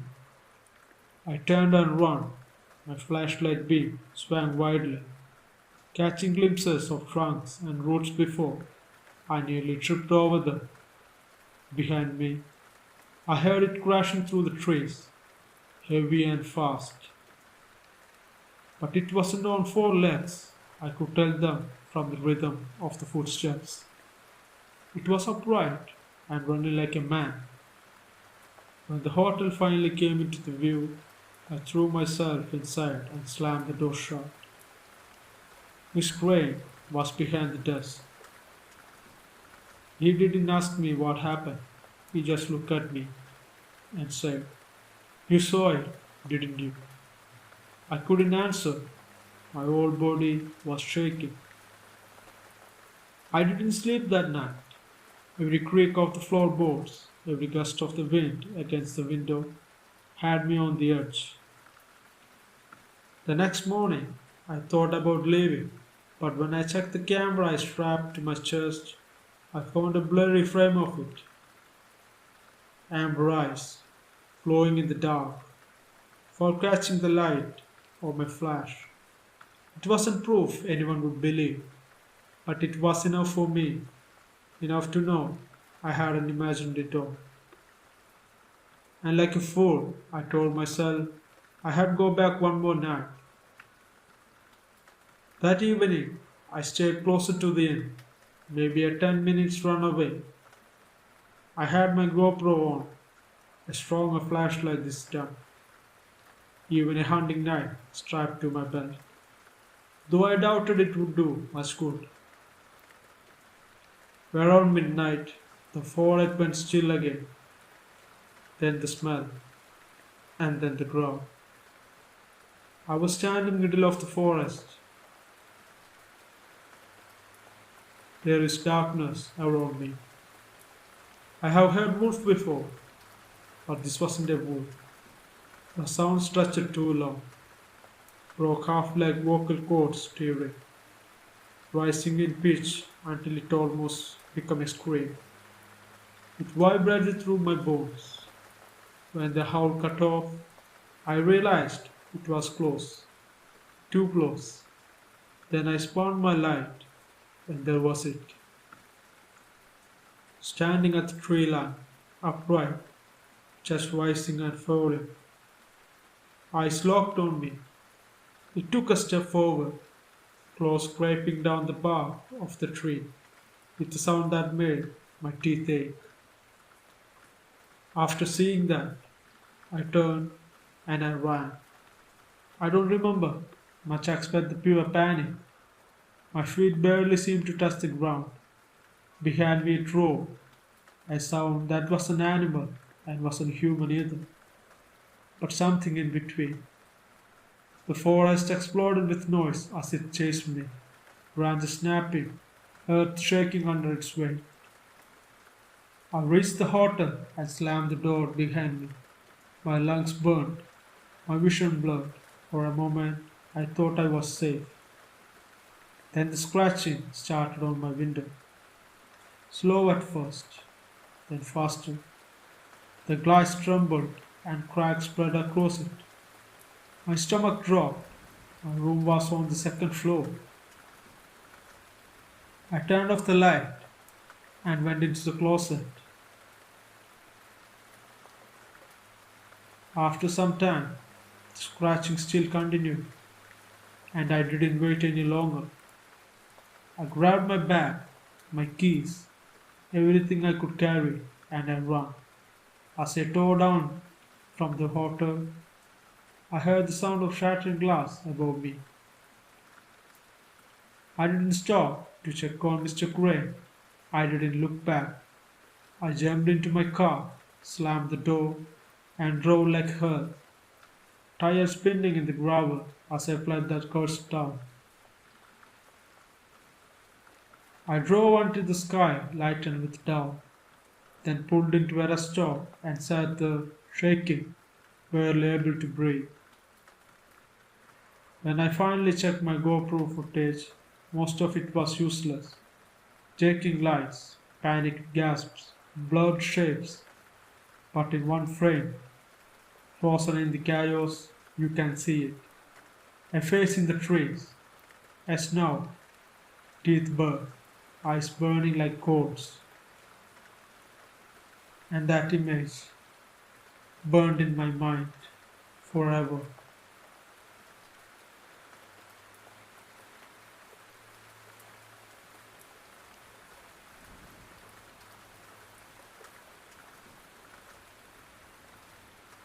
The forest loomed large and ancient, a sprawling expanse of pines and shadows that whispered secrets older than the time. It was here, in the heart of winter, that Sam had chosen to hike, seeking solitude from the chaotic life he had left behind in the city. His friends had warned him against venturing into deep woods alone, especially at this time of the year. But he brushed off their concerns. He needed clarity, a moment to breathe away from the buzz of civilization. As he ventured through the snow, each step muffled and cold, Sam found himself enveloped by an eerie silence. The trees towered over him like a watchful sentinels, their branches heavy with frost. It was beautiful, yet there was an unsettling quality to the stillness, a feeling that something was watching him from the depth of the forest. He shook off the sensation and continued on, determined to reach the clearing he had heard so much about. Hours passed, the sun dipping lower in the sky, casting long shadows that danced eerily across the snow. Sam finally reached the clearing, a breathtaking sighting that momentarily stole his breath. The vast expanse of white was dotted with patches of frozen grass, and in the center stood a solitary oak tree, old and twisted, its branches reaching out like skeletal figures. He set up his camp near the tree, a fire crackling to life as he began to warm his hands. As the sun sank beneath the horizon, the forest transformed, the familiar sound of the day replaced by the haunting calls of the night. The wind howled through the trees, and the firelight flickered, casting grotesque shadows that seemed to move of their own. It wasn't long before he noticed that the first sign that he was not alone in the forest. A rustling came from the underbrush, low and persistent. At first, he attributed it to a deer or something, but as the noise continued, an unsettling feeling began to creep over him. He grabbed his flashlight from his bag and directed the beam toward the sound. But the beam fell upon nothing but the dense thicket of the trees. "Hello," he called out, his voice swallowed by the cold air, but there was no response. The rustling stopped eventually, but the silence that followed felt heavier than ever before, charged with something he couldn't quite identify. Dismissing it as paranoia, Sam turned back to his fire, stoking the flames in an attempt to reassure himself. The night deepened and the temperature plummeted. The fire crackled warmly, but Sam's thoughts drifted to his friends and the stories they shared about the forest. The whispers of a Wendigo, an ancient spirit cursed to wander the woods in search of its next victim. They said it was once a man, a cannibal, doomed to roam eternally, always searching for more than just flesh. He shook his head, trying to push the thoughts aside, but a chill settled in his bones that even the fire couldn't dispel. As he settled into his sleeping bag, he forced himself to ignore the creeping fear. Sleep came fitfully, punctuated by the sound of the wind and the occasional snap of branches in the distance. Around midnight, He was jolted awake by a noise, a soft, almost pleading sound, like someone calling for help. His heart raced as he sat up, scanning the darkness around him. "Hello," he called out again, more cautiously this time. The sound came again, a low moan that echoed through the trees, and it kept continuing. Compelled by a mix of curiosity and dread, he grabbed his flashlight and stepped cautiously out of his sleeping bag from the tent. The fire had died down, casting a faint glow, but the surrounding washed over by the darkness. He shined the light into the trees, through the darkness of the forest. "Is someone there?"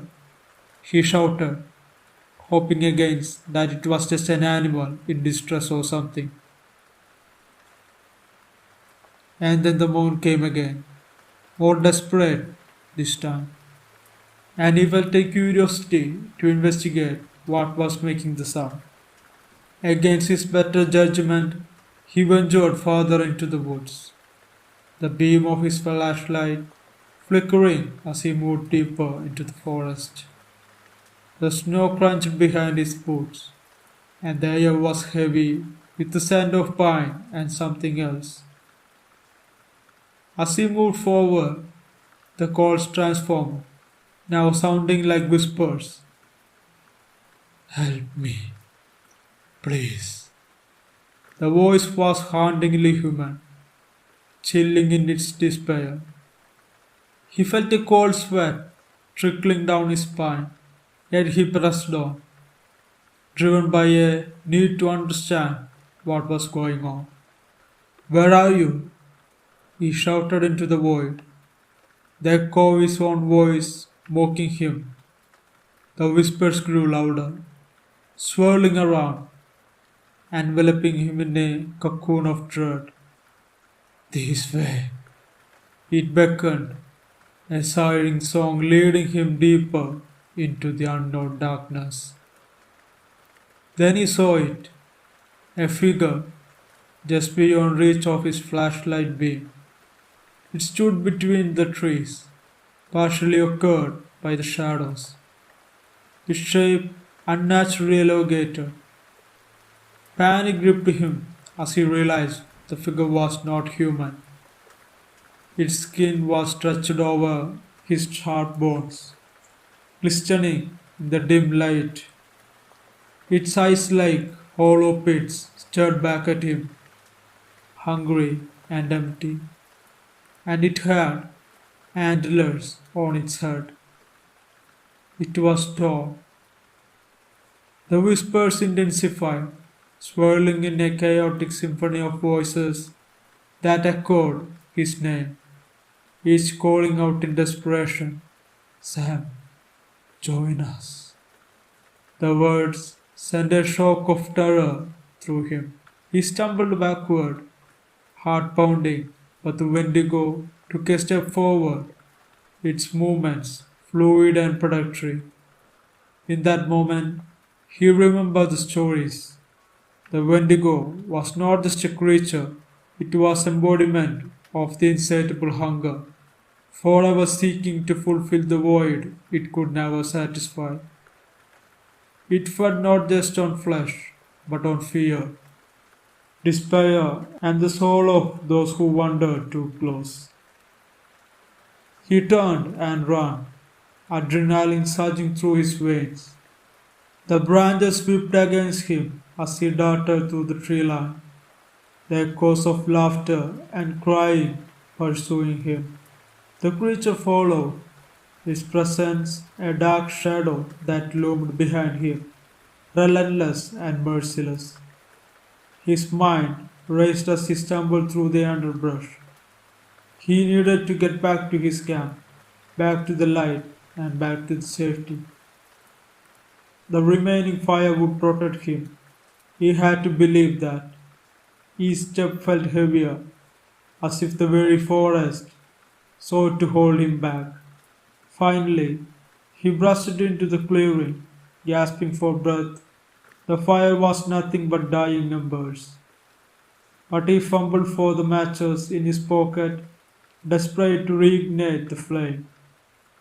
Behind him, the Wendigo's whispers grew louder, more menacing, a cacophony that sent chills down his spine.